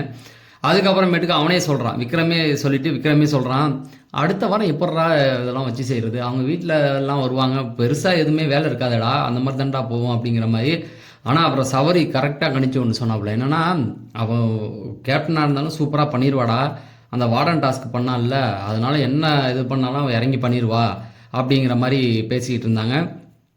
அதுக்கப்புறம் இந்த சாண்ட்ரா மட்டும் ஏன்டா அப்படி இருக்கா அப்படிங்கிற மாதிரி பேசிகிட்டு இருந்தாங்க. ஏன் என்னாச்சு அப்படின்னமா சபரி சொன்னான் இல்லை நான் வந்து போய் இந்த கனி விஷயத்தை கேட்டேன் எதுவும் தெரிஞ்சு பண்ணலை அது வந்த ஒரு விஷயந்தான் அப்படிங்கிற மாதிரி சொன்னானா. ஆமாம் சாண்ட்ரா வந்து அவளுடைய கேமே அதான்டா அந்த மாதிரி தான் பண்ணிகிட்டு இருக்கா நம்ம தான் கொஞ்சம் ஜாக்கிரதையாக இருக்கணும் அப்படிங்கிற மாதிரி சொல்லிட்டு இருந்தாங்க. அதுக்கப்புறமேட்டுக்கு அவள் என்ன நினச்சிக்கிறான்னா சென்டர் ஆஃப் யூனிவர்ஸ்ன்னு நினச்சிக்கிறா இந்த உலகமே அவ்வளோதான் வந்து இது பண்ணி ஓடிக்கிட்டு இருக்குன்னு நினச்சிக்கிட்டு இருக்கா அதனால தான் இந்த மாதிரிலாம் பண்ணிகிட்டு இருக்காடா அப்படின்னு ஒரு புரிதல் வேணாமாடா எதாக இருந்தாலும் அப்படின்னா ஆமாம்மா அப்படிலாம் இருக்கட்டும் தான் என்ன பண்ணுறது அப்படின்ற மாதிரி பேசி இருக்கும்போது எடிக்டர் இப்போ தான் என் மைண்டு வாய்ஸ் அவருக்கு கேட்ச் பண்ணி பார்வதி கிட்ட தூக்கி போட்டாரா. பார்வதி இவங்களும் பெட்டில் படுத்துக்கிட்டு பெட்டுன்ற அந்த லிவிங் ஹால் இருக்குல்ல அங்கே அந்த சோபாவில் இவன் படுத்திருந்தான் இவன் உட்காந்துருந்துட்டு பேசிக்கிட்டு இருக்காங்க. என்னென்னா இந்த மாதிரி தேவையில்லாத விஷயம் நீ பண்ணுற அப்படிங்கிற மாதிரி கமர்த்தின்னு சொல்கிறான். ஏன் என்னடா நான் என் மனசில் வச்சுருது சொல்லிடுவேன்டா அப்படின்னா நீ வந்து ஆதிரைக்கு முன்னாடிலாம் என்னை அப்படி விட்டு கொடுக்கக்கூடாது அவள் அப்படியே பிடிச்சிக்கிட்டு வந்துடுவாள் அப்படிங்கிற மாதிரி சொல்கிறாங்க. அதாவது ஏதோ சொல்லியிருக்காங்க போல். அதே போல் இந்த குட் டச் பேட் டச் எல்லாம் நீ ஃபஸ்ட்டே எனக்கு சொல்லியிருக்கணுன்ற வார்த்தையும் யூஸ் பண்ணுறான். இது எங்கே எப்போ நடந்ததுன்னு சத்தியமாக எனக்கு தெரியல. நீ முதல்லலாம் இது பண்ணாமல் இப்போ வந்து இப்படி சொல்கிறிய 2 நாளாக நீ ரொம்ப டவுனாக இருக்குன்ற நான் ஒன்றை வந்து சமாதானம் பண்ணால் நீ வந்து என்னை விட்டு கொடுத்துக்கிட்டே இருக்க இது சரி வராது அப்படின்னும் போது அப்படிலாம் சொல்லாதடா எனக்கு ஒரு மாதிரி இருக்குடா நான் வந்து எதையுமே வந்து வன்மத்தை கக்கிற ஆள் கிடையாதுடா. நான் இந்த விஷயத்த கேட்கும்போது எனக்கு வந்து இவன் சொல்லுவார்ல கவுண்டமணி செந்தில் ஏதோ ஒரு காமெடியில் சொல்லுவார்ல கவுண்டமணி சொல்லுவார் செந்தில பார்த்து அவன் தெரிஞ்சிட்டானா அவனே சொல்கிறான்ப்பா அப்படிங்கிற மாதிரி தான் இருந்தது. நான் என் மனசில் பட்டதை அப்படியே ஓப்பனாக சொல்லிடுவேன்டா, இடம் பொருள்லாம் ஏவெல்லாம் எனக்கு பார்க்க தெரியாதுடா, அதை வந்து எல்லாருமே வன்மன் நினச்சிக்கிறீங்கடா, நான் வந்து மனசுலலாம் எதுவும் வச்சுக்க மாட்டேன்டா, டக்குன்னு சொல்லிட்டு டக்குன்னு நான் பாட்டுக்கு போயிடுவேன்டா அப்படிங்கிற மாதிரி சொன்னாங்க. அதுக்கப்புறமேட்டுக்கு அங்கே சாண்ட்ராவோட அமித் பேசுகிறத காமிச்சாங்க. அமித் வந்து இவங்க வந்து வேணுக்குன்னு தான் என்னை குழந்தைகள்லாம் இழுத்தாங்க அப்படின்னு நம்ம சொன்னாங்க சாண்ட்ரா. உடனே அமித் சொன்னாப்புல, அப்படிலாம் ஒன்றும் கிடையாதுங்க அப்படின்னு. ஏன் அப்புறம் வந்து பேசணும்?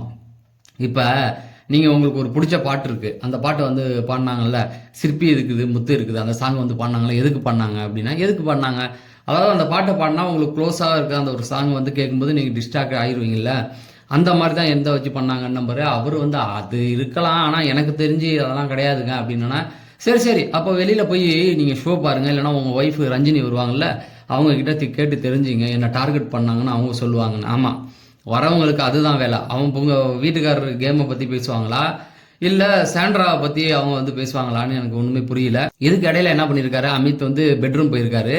அங்கே இவர்கிட்ட வந்து பேசிகிட்டு இருந்திருக்காங்க, அதாவது விக்கல்ஸ் விக்ரம்கிட்ட ஏதோ பேசியிருக்காரு போல்.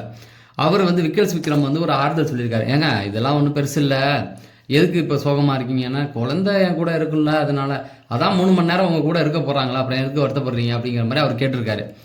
இதுக்கு அமித் சொல்லியிருக்காரு, ஏங்க 24 மணி நேரம் இருக்கிறதுக்கும் 3 மணி நேரம் இருக்கிறதுக்கும் வித்தியாசம் இருக்குல்ல, அப்படியெல்லாம் ஒன்றும் நினச்சிக்காதீங்க, வருத்தப்பட்டுக்காதீங்க, இதுக்கெல்லாம் வருத்தப்படணும்னா நீங்கள் வெளியில தான் போய் வருத்தப்படணும் அப்படிங்கிற மாதிரி சொல்லியிருக்காரு போல. இதை உடனே அமித் என்ன பண்ணிட்டாரா, அங்கேருந்து வந்து நின்றுக்கிட்டு வெளியில் வந்தார்ல, பார்வதி கூப்பிட்டு அமித் இங்கே வா அப்படிங்கிற மாதிரி சொன்னாரா. உடனே பார்வதி பக்கத்தில் வந்து அவர் வந்து உட்காந்துக்கிட்டாரு. இவர் கமர்தினும் அங்கே இருந்தான். அப்போ இவங்க வந்து சொல்கிறாங்க, விக்ரம் வந்து ஏன் இப்படி இருக்கான்னு தெரியல, இந்த மாதிரிலாம் பேசுகிறான் அப்படின்ற மாதிரி இந்த நடந்த இன்சிடென்ட் எல்லாத்தையும் சொல்கிறாரு. அப்போ வந்து வெளியில் போய் வருத்தப்படணும்னா என்ன அப்படின்ற மாதிரி அவர் கேட்குறாரு. அப்போ கமர்தினி ஏஞ்சி வெளியில் போய் வருத்தப்படணும்னா எங்கே, வீட்டுக்கு வெளியிலையா, இல்லை கார்டன் ஏரியாவில், இல்லை வீட்டை விட்டே போக சொல்கிறானா அப்படின்ற மாதிரி. எனக்கு என்னன்னு தெரில, வாட் எவர் அவன் அப்படி சொல்கிறான் அப்படின்னா, அவன் அப்படி தான் பண்ணுறான். அப்போ பார்வதி சொல்கிறாங்க, அவன் அப்படி தான்ப்பா பண்ணுறான், எப்போ பாரு அந்த மாதிரி தான் அவன் பண்ணிக்கிட்டு இருக்கான், அவனுக்கு இதுவே ஒரு வேலை, போய் கேட்டோம்னா நான் அந்த அர்த்தத்தில் சொல்ல வேற ஒரு அர்த்தத்தில் சொல்கிறேன் அப்படிங்கிற மாதிரி சொன்னான். அதுக்கப்புறமேட்டுக்கு நாங்கள் பாடும்போது கூட எங்களெல்லாம் வந்து ஒழுங்காகவே இருக்க விடல அப்படிங்கிற மாதிரி சொல்லிட்டு இருந்தான். இந்த பக்கம் கமர்தினி ஏஞ்சி அந்த ஒரு வார்த்தை சொல்லிட்டான், என்னன்னா நானே செத்து போயிடுறேன் அப்படிங்கிற மாதிரி ஏதோ ஒரு வார்த்தை சொல்கிறான். சொன்னோடனே அப்படிலாம் பேசணும்னா அரைஞ்சிருவோண்டா ஒன்று அப்படின்ற மாதிரி பார்வதி சொன்னோடனே இவரும் சொன்னார், அந்த மாதிரி பேசினா வாயிலே கொடுத்துருவேன் அப்படிங்கிற மாதிரி அமித்தும் சொல்கிறார். நான் இருக்கும்போது அந்த மாதிரி வார்த்தையெல்லாம் நீங்கள் பேசக்கூடாது. இல்லை எனக்கு அப்படி தான் தோணுது அப்படின்னா இவங்க பார்வதி சொல்கிறாங்க, நீ காலையிலேருந்து இந்த வார்த்தையை வந்து 4-5 தடவை சொல்கிறடா, என் சத்தியமாக எனக்கு பிடிக்கலடா, சொல்லாதடா அப்படின்ற மாதிரி சொல்கிறாங்க. என்ன நடந்துச்சுன்னே தெரியல, அதையும் முழுசாக பேசிக்க மாட்றானுங்க. இந்த மாதிரி மொட்டையாக பேசுகிறத நமக்கும் புரியல, ஆனால் பேசுனதை உங்கள்கிட்ட நான் சொல்லிடுறேன். அதுக்கப்புறமேட்டுக்கு நான் வந்து எனக்கு அப்படி தான் தோணுது, நீங்கள் எல்லாம் ஏங்க உங்களுக்கு யாரும் இல்லைன்னா என்னங்க, நாங்கள் இருக்கோங்க அப்படிங்கிற மாதிரி அமித் சொன்னார். இல்லை சிஸ்டர்லாம் இருக்காங்க, அப்புறம் ஏங்க அப்படிலாம் பேசுகிறீங்க, அப்படிலாம் பேசக்கூடாதுங்க, அதெல்லாம் ரொம்ப நெகட்டிவாலாம் பேசக்கூடாது அப்படிங்கிற மாதிரி அமித் வந்து கூப்பிட்டு சொன்னாப்புல. அதுக்கப்புறமேட்டுக்கு என்னாச்சு அப்படின்னா சாண்ட்ரா விஷயத்தை பற்றி பேசுனாங்க. சாண்ட்ரா ஏன் இப்படி இருக்கா அப்படின்ற மாதிரி பேசிக்கிட்டு இருந்தாங்க. அப்போ உடனே பெட்ரூம்குள்ளே வந்து லைட்லாம் ஆஃப் ஆகுது. விக்ரமும் கனியும் உட்காந்து பேசிகிட்டு இருக்காங்க. கனி தான் என்ன இப்போ பேசுவாங்கன்னு உங்களுக்கே புரியும். சாண்ட்ரா வந்து ஏன் என்னை இப்படி பண்ணா, என்னால் சத்தியமாக முடியல அப்படின்னு. உண்மைதான், அந்த ஒரு விஷயத்தை எடுத்துருக்க கூடாது. ஏன்னா அந்த மாதிரி யாருக்குமே தோணாது. அது ஒரு அவங்களுக்கு 2 குழந்தைங்க இருக்காங்க, எப்படி வந்து ஒரு குழந்தைங்களை வச்சு கேம் ஆடணும்னு நினைப்பாங்க. ஒரு ஃப்ளோவில் அவங்க வந்து ஒரு பாட்டு பாடியிருக்காங்க, குழந்தைங்க பாட்டு பாடினாங்க, அது இல்லைன்னு சொல்ல முடியாது, பாடினாங்க. ஆனால் அது வந்து இவங்களை டார்கெட் பண்ணி பாடினாங்க அப்படிங்கிறது வந்து சத்தியமாக எடுத்துக்க முடியாது. இந்த அம்மா தான் சொல்கிறேன்ல, இந்த அம்மாவுடைய மைண்டு வந்து ரொம்ப ரொம்ப கேவலமாக போயிடுச்சு அப்படிங்கிறது தான். எதை வந்து வெளியில் எடுத்து பேசணும் பேசக்கூடாதுன்னு தெரியாமல் பேசி இப்படி ஊர் ஃபுல்லாக உதவாங்கி இப்போ தனியாக உட்காந்துக்கிட்டு இருக்கு. எடிட்டர் 1 நிமிட் போட்டு காமிச்சாரு, தனியாக உட்காந்து யோசிச்சுக்கிட்டு இருக்கு இதை எந்த மாதிரி கொண்டு போகலாம் அப்படின்னு. அப்போ இவர் விக்ரம் சொல்கிறாரு, இது விடக்கூடாதுங்க, கண்டிப்பாக கேட்டு தான் ஆகணும் நீங்கள் அப்படின்னு. ஆமாம்மா நான் கேட்க தாங்க போகிறேன், விட போகிறது இல்லைங்க, நீங்கள் நைட்லாம் நான் வந்து சண்டை போட போகிறேன்னா நைட்டு தூங்குனீங்கன்னா விக்ரம் இந்த இடத்துல தன்னுடைய சுயரூபத்தை காமிச்சாமல் இருங்க. நைட்டு தூங்கிட்டீங்கன்னா இந்த பிரச்சனை அப்படியே மறந்துடுவீங்க, தூங்காமல் இருந்தால் தான் அப்படியே இருக்கும், அதை வச்சே சண்டை போடணும் நீங்கள் அப்படிங்கிற மாதிரி சொல்லி கொடுத்தான். ஆமாம்மா நான் கேட்க போகிறேன் அப்படின்னு. டேய் விக்ரம், ஏன்டா இந்த நாரதர் வேலை, அது முடிஞ்சிருச்சு, அந்த பிரச்சனையை பேசி இவங்களே முடிக்க போகிற நேரத்தில் அவங்கள தூண்டி விட்டு அவங்க இப்போ என்ன சொல்லியிருக்காங்கன்னா, நான் விட போகிறது இல்லை அவளை, இன்னைக்கு வரட்டும், அவளை முடிய பிடிச்சாது இழுத்து விட்டுறேன் அப்படிங்கிற மாதிரிலாம் அவங்க ரெடி ஆகிட்டு இருக்காங்க. இதில் என்ன ஒரு மைண்ட் வச்சுருக்காங்க அப்படின்னு பார்த்தீங்கன்னா, இனிமேல் வந்து இன்னைக்கு சாப்பிடும்போது அவள்கிட்ட நான் பிரச்சனை பண்ண போகிறேன்ட்டு ரெடியாக இருக்காங்க. அதாவது சாப்பிட வரும்போது எல்லாரும் இருக்கும்போது தானே அவன் என்ன அசிங்கப்படுத்திட்டா, நான் விட போகிறதில்ல, சாப்பிட வரட்டும், பிடிச்சி மைத்தை பிடிச்சி இழுத்து கரன்னு பிடிச்சி தேய்ச்சி விட்டுறேன் அப்படிங்கிற அளவுக்கு அவங்க ரெடி ஆகி வந்துட்டாங்க.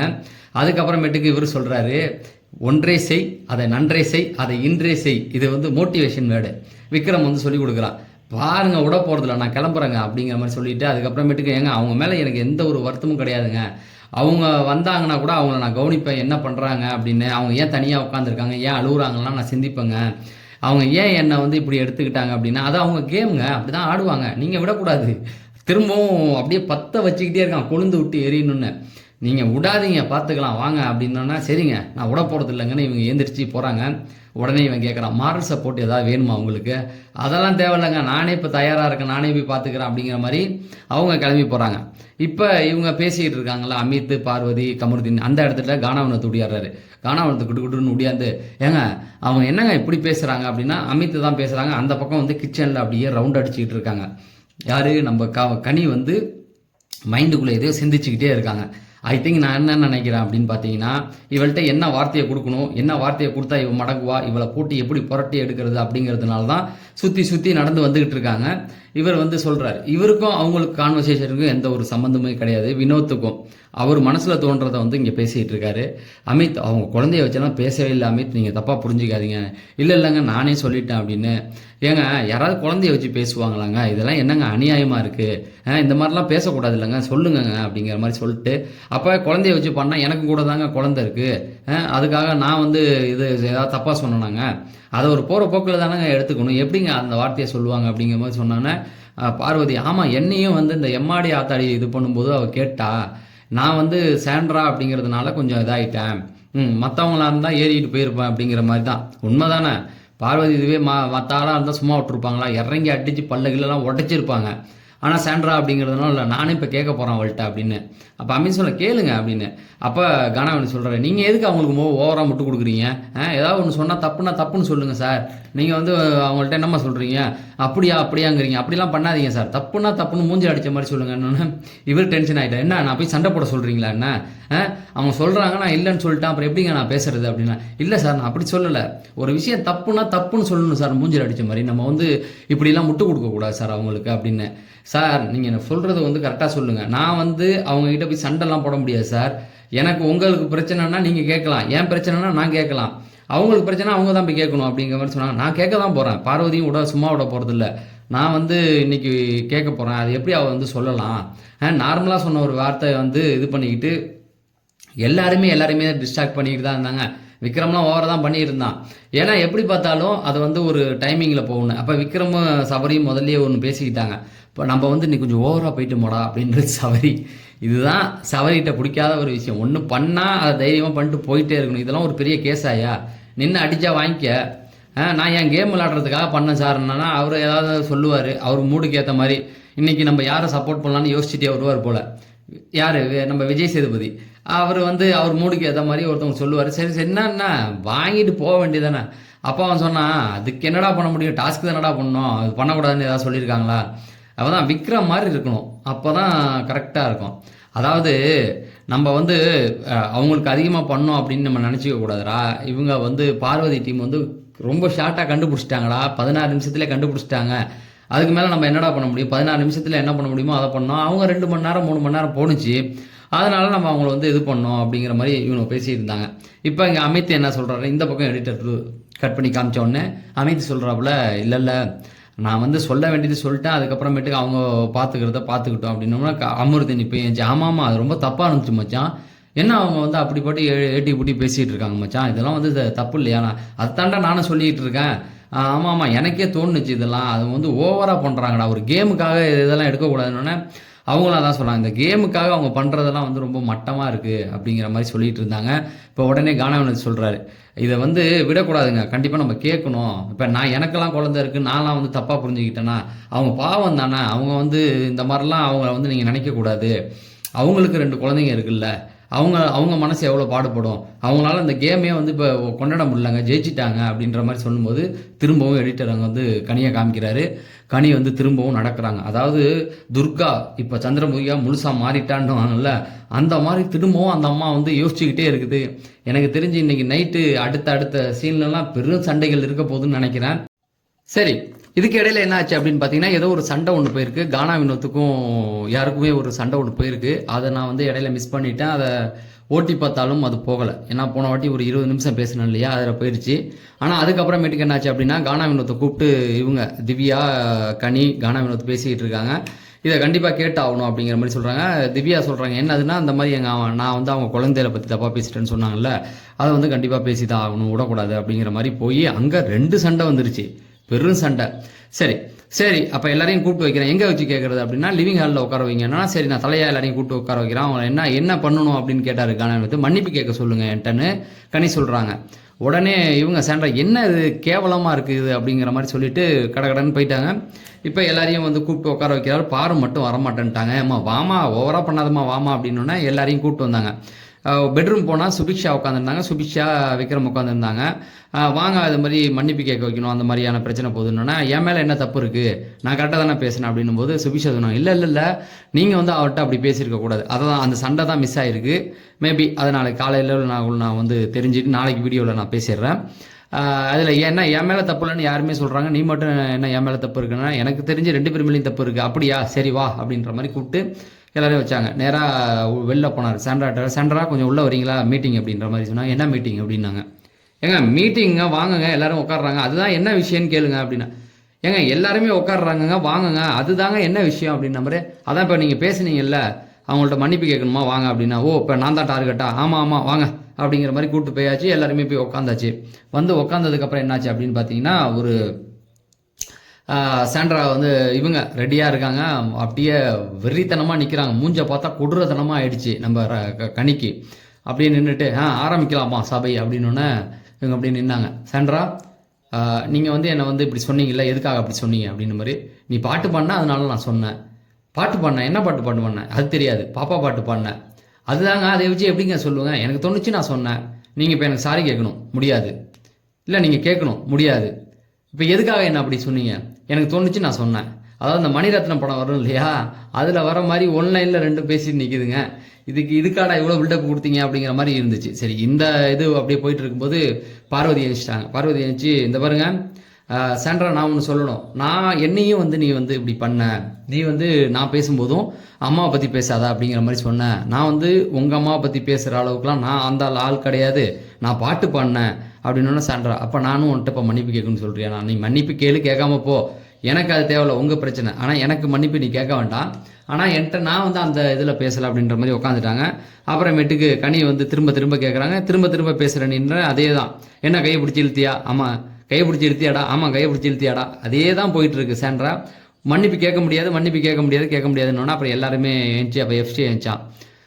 இந்த மாதிரி கனி, நீ வந்து இந்த அர்த்தத்தில் தான் சொன்னீங்கன்னா இல்லை. அப்பா வீட்டில் பார்த்தீங்களா, உங்களுக்கு யாருக்காவது அந்த மாதிரி தோணுதானா? யாருக்குமே தோணல, எல்லாம் மீதியாக உட்காந்துட்டாங்க. அப்போ கமருதீன் வந்து ஏதோ சொல்ல நினச்சான். அக்கா அதெல்லாம் வந்து தப்புக்கா அப்படிலாம் அப்படின்ற மாதிரி போணுச்சு. அப்போ எஃப்சி இன்னொரு விஷயம் பண்ணான். அமித், நீங்கள் உள்ளே இருந்தீங்க, இங்கே வெளியில் இல்லை. இப்போ நாங்கள் பேசுனதெல்லாம் வச்சு உங்களுக்கு என்ன தோணுது அப்படின்னா, இல்லை கனி தப்பு பண்ண வாய்ப்பு கிடையாது, சாண்ட்ரா தான் இந்த மாதிரி பண்ணியிருக்காங்க அப்படிங்கிற மாதிரி சொல்லிட்டு, சாண்ட்ரா ஒரு மன்னிப்பு தானே, அவங்க அப்படி பண்ண வாய்ப்பு இல்லை, கேட்கலாமே அப்படின்ற மாதிரி. இல்லை கேட்க முடியாது அப்படிங்கிற மாதிரி உட்காந்துருந்தாங்க. இந்த சண்டை வந்து சரி அடுத்த கட்டத்துக்கு போகுதுரா, எல்லாம் ஏஞ்சிட்டாங்க. எஃப்சி ஏஞ்சி கானா வினோத் பேச சொன்னார். உட்காந்து பேசியிருந்தான். வா அப்படின்னோன்னா கடகடன்னு ஏஞ்சி போனான். இந்த பக்கம் திவ்யா வந்து கிச்சனுக்கு போனாங்க. அப்படி போனாங்க, எஃப்சியை பேச வந்தான்.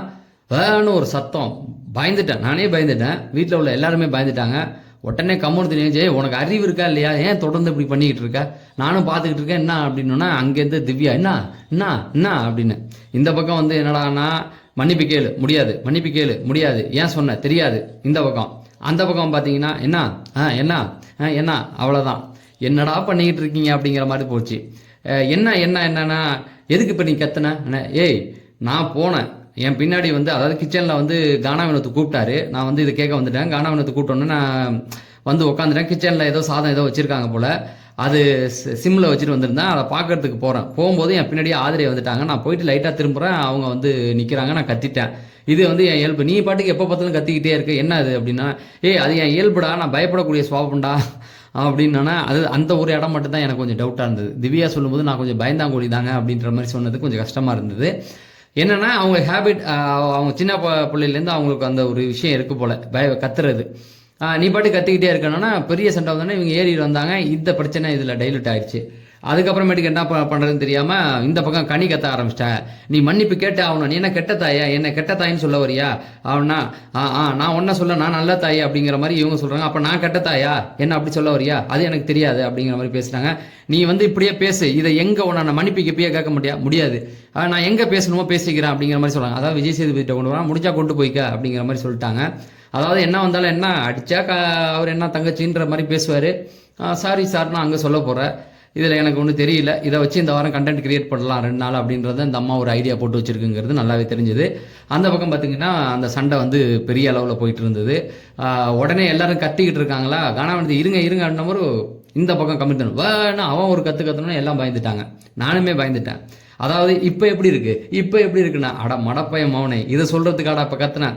அவன் சொன்ன பாயிண்ட் கரெக்டாக இருக்கான், அவன் பயந்துட்டான்றதுக்காக திரும்ப கத்துனான். அப்புறமேட்டுக்கு உடனே நிறுத்துங்கன்னு எல்லாமே சொன்னதுக்கு அப்புறமேட்டுக்கு இந்த பக்கம் திவ்யா அழைச்சிட்டு போயிட்டாங்க. அந்த பக்கம் என்னாச்சு அப்படின்னா, அமித் கமிழ்த்தினா வெளில கூட்டு போயிட்டாரு.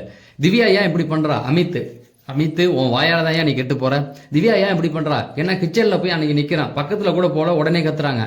இது என்னத்தை சொல்கிறது அப்படின்னா, அந்த பொண்ணுக்கு அந்த மாதிரி சுவாபம் இருக்கியா, அதை ஒன்றும் பண்ண முடியாதா, வீட்டில் இருந்தால் கத்தி தான் ஆகணும், என்ன நாங்கள் அலாரம் வச்சுக்கிட்டா போக முடியும், திவ்யா நான் வரேன்னு போய் தான் ஆகணும், வேறு ஆப்ஷன் இல்லையே, கேம் இது ஓகேவா. அவங்களுடைய அந்த ஹேபிட்டை எப்படி மாற்ற முடியும், சின்ன வயசுலேருந்து அவங்க கத்தி பழகிட்டேன்றாங்க. அவங்க நிறைய இடத்துல கத்துவாங்க, எல்லாரும் திடீர்னு சொன்னால் பயந்து கத்துவாங்க. நிறைய பேருக்கு அந்த மாதிரியான ஒரு பழக்கம் இருக்கும்.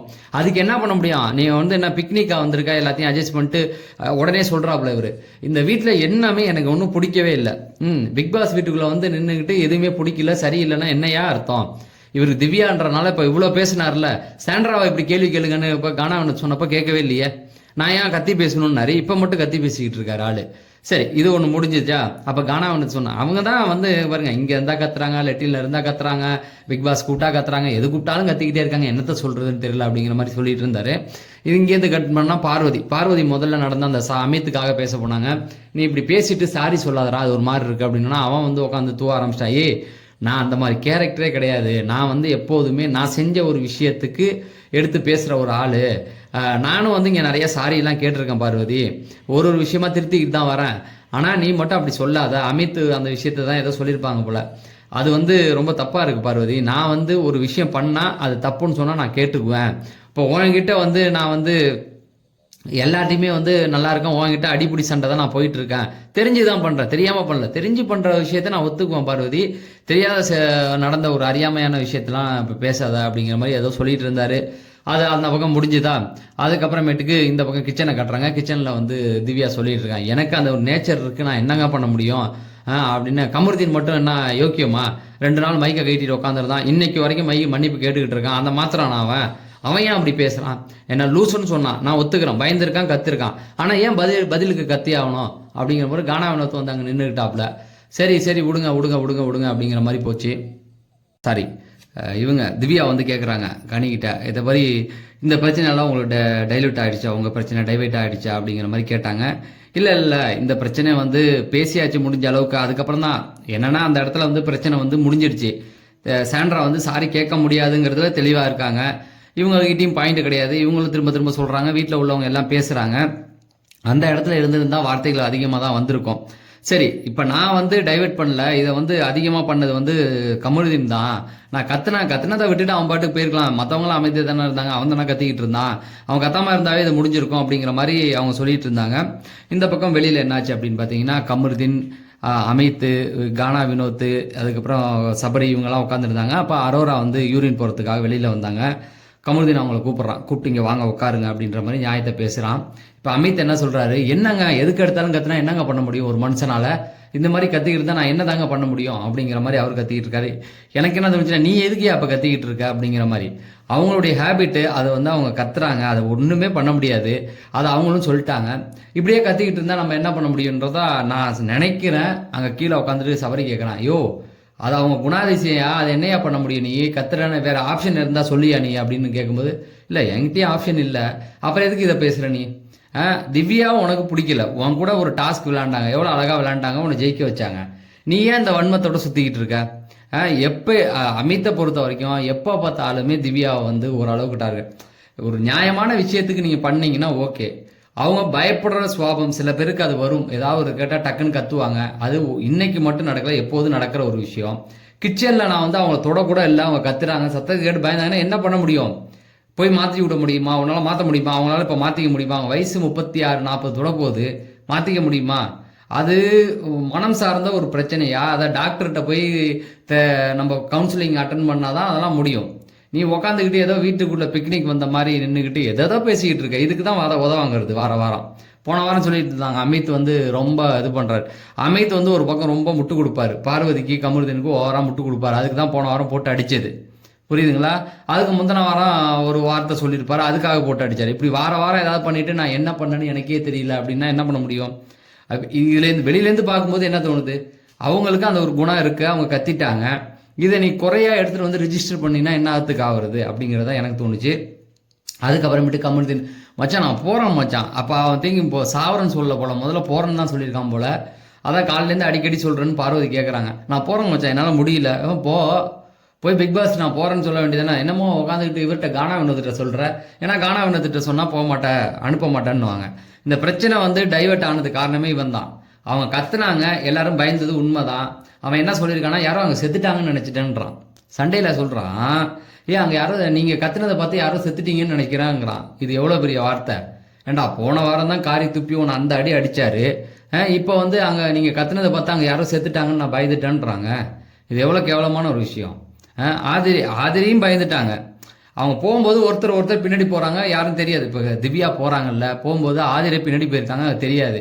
ஏதோ ஒரு கட்டத்தில் இவங்க திரும்பி பார்த்தோன்னா ஆதிரை பின்னாடி நின்னதை பார்த்து அவங்க பயந்துட்டாங்க. அதை கத்துனோடனே அவங்க இவங்க கத்துட்டாங்க. ஓகேவா? இவன் உட்காந்துட்டு என்ன சொல்றான் அப்படின்னு பார்த்தீங்கன்னா, போன வாரம் கூட என்னை ட்ரிகர் பண்ணி விட்டான் மாப்பிள்ள, நான் எதுவுமே தப்பு பண்ணலன்றான்.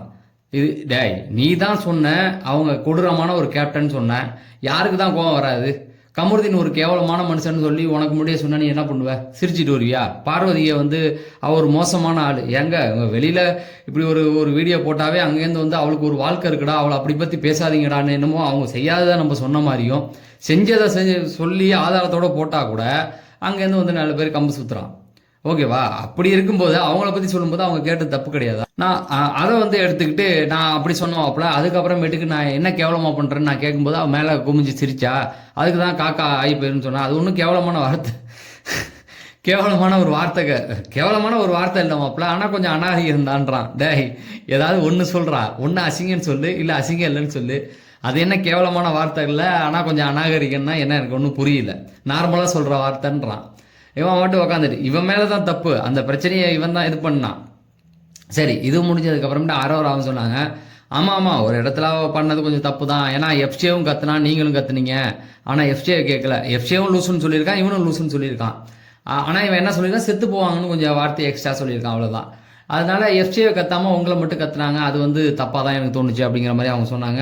உடனே பார்வதி வந்து ஒரு இடத்துல, அது எப்படி டைவெர்ட் ஆகும்? டைவெர்ட் ஆகணும் தான் அவங்க கத்துனால தானே டைவெர்ட் ஆனிச்சு. கமருதீன் என்ன பண்ணுவான்? புருஷங்காரன் தானே அவன். காலையிலேருந்து ஒன்றை காரி திப்பிக்கிட்டு இருக்கான், என்னை பல இடத்துல விட்டு கொடுத்துட்டியேன்னு. அப்போல்லாம் உனக்கு இது வரல, இப்போ வந்து அவங்க முட்டு கொடுத்துக்கிட்டு இருக்காங்க. ஒருத்தவங்க ஒரு மீட்டிங் போது ஒருத்தவங்க கத்துறாங்க, எல்லாம் எழுந்திரிச்சு பயந்து பார்த்தாச்சு. பார்த்ததுக்கு அப்புறமேட்டுக்கு நீ எதுக்கு கத்துற திவ்யா, ஏன்னா எப்போ பார்த்தாலும் இதுவே பண்ணிக்கிட்டு இருக்க, நீ கத்துறதுனால அங்கே யாரோ செத்துட்டாங்கன்னு நான் நினைச்சேன் அப்படிங்கிற மாதிரி சொல்றான். இப்போ இந்த பிரச்சனை ஆர்கியூமெண்ட் அங்கே அடுத்து கொண்டு போனது யாரு? வீட்டில் 13 பேர் இருக்கான், 13 பேரும் பேசுனது இவன் மட்டும்தான். அப்போ எங்கே போகுது? அப்போ பார்வதி என்ன சொல்றாங்க பாருங்க, மனசாட்சியே இல்லாமல். இதை கூட 4 பேர் வந்து கம்பு சுற்றுவானுங்க.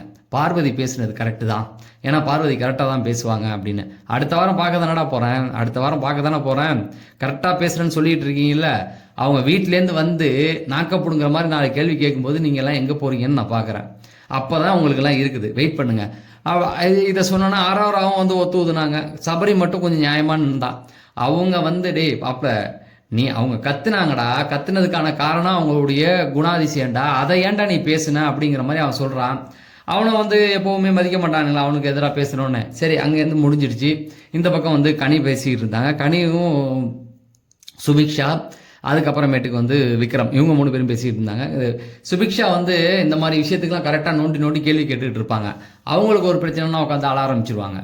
இது சுபிக்ஷா நீங்கள் அடி கவனிச்சு பார்த்தீங்கன்னா தெரியும். இப்போ வந்து கேட்டுக்கிட்டாங்க, ஏன் என்னாச்சு அப்படின்னு. ஏன் நீ இவ்வளோ நாள் எங்கே இருந்த, கோமாவில் இருந்தியா, ஏன் கனிக்கும் அவனுக்கும் நடந்த பிரச்சனை தெரியாதா அப்படின்ற மாதிரி அப்புறம் வந்து கேட்டுட்டு இருந்தாங்க. ஏங்க என்னை பார்த்து அவங்க எப்படிங்க அந்த வார்த்தை சொல்லலாம் அப்படின்னு. ஏமா அதுதான் சொல்லிடுச்சேம்மா, அதான் விஜய் சேதுபதிகிட்ட பேசுகிறேன்னு சொல்லிட்டு திரும்ப திரும்ப வந்து யாராக இருந்தாலும் அது ஹேர்ட் ஆகுங்க, நானும் வந்து குழந்தைங்களுக்கு அம்மா தானே அப்படின்னு. இதை நீ வந்து 100வது தடவை இங்கே ரிஜிஸ்டர் பண்ணுற. உனக்கு சாதகமாக தான் இப்போ நான் பேசிக்கிட்டு இருக்கேன், வெளியில் இருக்க மக்களும் உனக்கு சாதகமாக பேசுவாங்க, விட்டுடுமா. விஜய் சேதுபதி இன்னும் ஒரு நாள் பொறுத்துக்க, சனிக்கிழமை வந்து கண்டிப்பாக இதை அட்ரஸ் பண்ணுவார். ஏன்னா இந்த விஷயத்தில் அவங்க மேலே தப்பு கிடையாது ஒரு இடத்துக்கு மேலே. ஆனால் அவர் சாதகமாக பேசுவாரான்னு தெரியல, பாதகமாக கூட போய் முடியலாம் அப்படிங்கிறது தான் எனக்கு தோணுது. சரி, அதுக்கப்புறமேட்டுக்கு வந்து இது எங்கேருந்து ஆரம்பிச்சது தெரியுமான்னு இப்போ வந்து சுபிக்ஷா ஆரம்பிக்கிறாங்க. இப்போ இது எங்கே பேசுனாங்க அப்படின்னா, 2 நாளைக்கு முன்னாடி வந்து சுபிக்ஷா வெளியில் போய் சாண்ட்ராட்ட பேசிகிட்டு இருக்கும்போது இது சொன்னாங்க. அதை எடுத்தாந்து இங்கே பற்ற வச்சுக்கிட்டு இருக்கு. அதை சொல்லலாமான்னு தெரியல, சொன்னால் கோழி முட்டின்னு சொல்லிடுவாங்களோ அப்படிங்கிற மாதிரி சுபிக்ஷா நீ சொல்லணும்னு நினச்சதுக்கப்புறமே இதை சொல்லிட்டு சொல்லாமல் இருந்தால் அவங்களுக்கு எப்படி இருக்கும். அப்புறம் கனி ஒன்று சொன்னாங்க, நீ என்கிட்ட சொல்லுவேன்னு நினச்சி தான் அவங்க அதை சொல்லியிருப்பாங்க, நீ சொல்லு அப்படின்னு. அந்த சோப்பு மாப்பு டாஸ்கில் வந்து நீங்கள் தான் எல்லா பிளானையும் போட்டு விட்டுட்டு நீங்கள் வந்து எங்களை வந்து மாட்டி விட்டாங்க எங்களை அப்படிங்கிற மாதிரி அவங்க வந்து சொன்னாங்களா. இது எங்கே அப்படின்னு பார்த்தீங்கன்னா, இது எந்த இடத்துல நடந்தது அப்படின்னு பார்த்தீங்கன்னா, முதல்ல வந்து அங்கே நடந்த விஷயமே அவங்களே தான் சொல்கிறாங்க. இதை நாள் வந்து அவங்க ஒரு முடிவு எடுத்தாங்க, நம்ம வந்து எல்லாமே பண்ணலாம் அப்படின்னும் போது நான் தான் அவங்கள கிச்சன் ஹெட்டாகவே இது பண்ணேன். அதுக்கப்புறமேட்டுக்கு அவங்க சொன்னதுக்கெல்லாம் ஒத்துவுதுனேன். அப்போ அவங்க ஒரு வார்த்தை சொன்னாங்க, பாயிண்ட் எல்லாத்தையும் நிறுத்திடலாம் அப்படிங்கிற மாதிரி சொன்னாங்க. இனிமேல் அவனுக்கு ஃபஸ்ட் நாள் எதுவும் வரல அப்படின்னா அடுத்த நாள் நிறுத்தலான்னும் போது, இல்லை நம்ம அடுத்த நாள் வந்து ஏதாவது ஒன்று செஞ்சு கொடுப்போம், செஞ்சு கொடுத்து தரலன்னா அதுக்கப்புறமேட்டுக்கு ஃபுல்லாக நிறுத்த வேணா ஏதாவது ரவா கஞ்சி ஏதாவது போட்டு கொடுக்கலான்னு நான் சொன்னேன். ஆனால் அவங்க என்ன பண்ணாங்க அப்படின்னா, அடுத்த நாள்லாம் கொஞ்சம் ஓவராக போயிட்டாங்க. அடுத்த நாளும் அவங்களுக்கு வந்து பாயிண்ட் கிடைக்கல.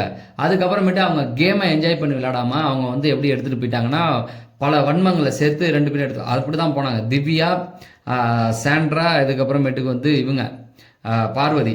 இப்போ பிரஜனா அப்போ இருந்தாப்புல நள்ளிரவு வீடியோவில் நம்ம அந்த வாரம் ஃபுல்லாகவே கவர் பண்ணியிருந்தா ஒரு இது கூட விட்டு வைக்கல.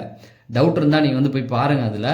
அதில் அவங்க எல்லாமே என்ன பண்ணாங்கன்னா, சாப்பாடு கொடுக்க வேணாம், அவங்க பிரச்சனை ஜெயிக்க வைக்கணுங்கிறதுக்காக விக்ரம இது பண்ணி பிளான் போட்டது, இந்த மாதிரியான விஷயங்கள்லாம் பண்ணாங்க. ஆனால் கணிக்கு தெரியாது. இப்போ திவ்யாவும் அதில் வந்து கூட்டுக்கலவாணி தான். அதாவது ஃபஸ்ட்டு என்ன பேசினாங்க அப்படின்னா, இவங்களை உட்கார வச்சு ரவா கஞ்சி கொடுத்துடலாம் அப்படின்ற மாதிரி பேசிட்டு அதை 1 hour எபிசோட்லேயே போட்டாங்க. ஆனால் இதை கட் பண்ணிட்டாங்க. இப்போ நான் சொல்ல போகிற விஷயத்த முதல்ல இப்படி பேசினாங்க, நம்ம கொடுக்கலான்றதை காமிச்சானுங்க. ஆனால் அவங்க கனி போக விட்டுட்டு ஏதாவது பிரச்சனை வந்தால் கனியை போட்டு விட்டுறலாம் அப்படிங்கிற மாதிரிலாம் அவங்க பேசிக்கிட்டு இருந்தாங்க. இந்த ஒரு விஷயத்தெல்லாம் அவங்க எடுத்து சொல்கிறாங்க. அவங்க இப்படி போனதுக்கப்புறம் தான் சரி இவங்கள நம்பி நம்ம பண்ணால் இதாகாது அப்படின்னு. கனி எந்த இடத்துல டென்ஷன் ஆகிருப்பாங்க அப்படின்னு பார்த்தீங்கன்னா, பிக் பாஸ் வந்து அவங்க கோட்டை போட சொல்கிறாங்க. டாஸ்க் ஆரம்பிச்சிருச்சு, கோட்டை போடுற மாதிரி நிற்கிறாங்க. அப்போ ஒவ்வொரு டீம்கிட்டையும் சொல்லி போய் கோட்டை போட சொல்லுங்கன்னு. அப்போ கிச்சனில் அவங்க கோட்டு போட்டு நிற்கிறாங்க, மஞ்சள் கலர் கோட்டு போட்டு. இவங்க கோட்டு போடாமல் நிற்கும்போது கனி சொல்கிறாங்க, கோட்டு போடுங்க, பிக் பாஸ் சொல்கிறாரு கோட்டு போடுங்கன்னு. இவங்க கேட்கறப்ப தான் அவங்க புரிஞ்சுக்கிட்டாங்க, ஆஹா இவ்வளோ வேற ஏதோ ட்ரை பண்ணுறாங்க. ஏன்னா பிக் பாஸோடைய ரூலை பிக் பாஸ் சொல்லியே செய்யாமல் இருந்தால் எவ்வளோ ஒரு விஷயம். அந்த வாரம் தான் போட்டு அடிக்கலை, அடுத்த வாரம் தான் பிக் பாஸ் சொல்லாமல் இருக்குது போட்டு அடித்தார். ஆனால் அந்த வாரம் ஏதோ லைட்டாக தப்பிச்சுக்கிட்டாங்க அவங்க. அதுக்கப்புறமேட்டுக்கு தான் அவங்க வந்து சரி இவங்கள கூட சேர்த்தா வேலைக்கு ஆகாது அப்படின்னு சொல்லி இவங்க என்னென்னா யாருக்கும் சாப்பாடு போடக்கூடாது, அது பண்ணக்கூடாது, இது பண்ணக்கூடாது அப்படின்னோடனே இவங்களை காலி பண்ணிடலாம் அப்படிங்கிறத வந்து பண்ணாங்க. இதெல்லாம் உட்காந்து சொல்லிக்கிட்டு இருக்காங்க அவங்கக்கிட்ட, நானாக சொல்லலை இதை. நீங்கள் உடனே நான் என்னடா பழைய கதையை பேசிகிட்டு இருக்கேன்னு நினச்சிட வேண்டாம். இதெல்லாம் நடந்ததுமான்னா ஓஹோ புரியுது அப்படிங்கிற மாதிரி சொல்லிட்டு. ஆனால் அதில் நீங்கள் கூட அவங்களுக்கு நிறைய சப்போர்ட் பண்ணீங்கல்ல, நான் கூட உட்காந்து பார்த்தேன் அப்படிங்கிற மாதிரி. இது பெரிய இது மாதிரி கேட்டுக்கிட்டு இருக்கோம். இதுக்கு ஒரு பிரச்சனை வந்தால் உட்காந்து அழ ஆரம்பிச்சிடும், பதில் சொல்ல தெரியாது சுபிஷாவுக்கு. சரி இதெல்லாம் சொன்னதுக்கப்புறம் இவ்வளோ நடந்ததுமா, அதனால தான் நான் வந்து அவங்களுக்கு சப்போர்ட் பண்ணல அப்படிங்கிற மாதிரி சொல்லிட்டு இருந்தாங்க. அப்போ விக்ரம் வந்து சொன்னான், அதாவது இவங்க பண்ணது சின்ன சின்ன தப்பாக இருந்தால் அவங்க வந்து பெரிய இதாக வைக்கிறாங்க, அதாவது இதெல்லாம் வந்து ரொம்ப ஒரு தப்பான விஷயம் தானே அப்படிங்கிற மாதிரி சொல்லிட்டு இருந்தாங்க. ஸோ இதில் என்ன ஆச்சு அப்படின்னா, அந்த கமருதீன் பயலால் இன்னைக்கு வந்து ஒரு பெரிய கண்டென்ட்டை வந்து அவன் தடுத்து விட்டுட்டு நாய் அங்கே உட்காந்துட்டு திவ்யா தப்புன்னு சொல்லிட்டு இருக்கான். திவ்யா மேலே இந்த வாட்டி தப்பே கிடையாதுங்க. அவங்க வந்து கிச்சனில் சாப்பாடு இருக்குது, சாப்பாடை கவனிக்க போனவங்களுக்கு பின்னாடி ஆள் வந்தோன்னா கத்திட்டாங்க. ஈவன் இந்த நாய் ஏஞ்சி தேவையில்லாமல் திவ்யா அப்படிங்கிறதுனால சண்டை போட்டு விட்டுட்டு அதுக்கப்புறமேட்டுக்கு என் மேலே தப்பு இல்லை, திவ்யா மேலே தான் தப்பு, திவ்யா மேலே தப்பு தான்ன்றான். ஆக்சுவலாக இந்த வாட்டி இருந்திருந்தா வீட்டில் உள்ளவன் எல்லாம் எக்ஸ்போஸ் பண்ணியிருப்பான். யாரை? நம்ம சாண்ட்ராவுக்கு நல்ல நேரம்னு நினைக்கிறேன். மேபி அது கூட ஒரு விதத்தில் நல்லது தான். இன்னைக்கு வந்து இவனுங்க எல்லாருமே கோபமாக தான் இருக்காங்க சாண்ட்ரா மேலே. இன்னைக்கு வந்து எழுந்திரிச்சு இவனுங்க வந்து சாண்ட்ராவை பற்றிட்டா நாளைக்கு ஒரு நாள் அவங்க ட்ராமா போட்டு வீக்கெண்டில் விஜய் சேதுபதியில் தப்பிச்சிருவாங்க.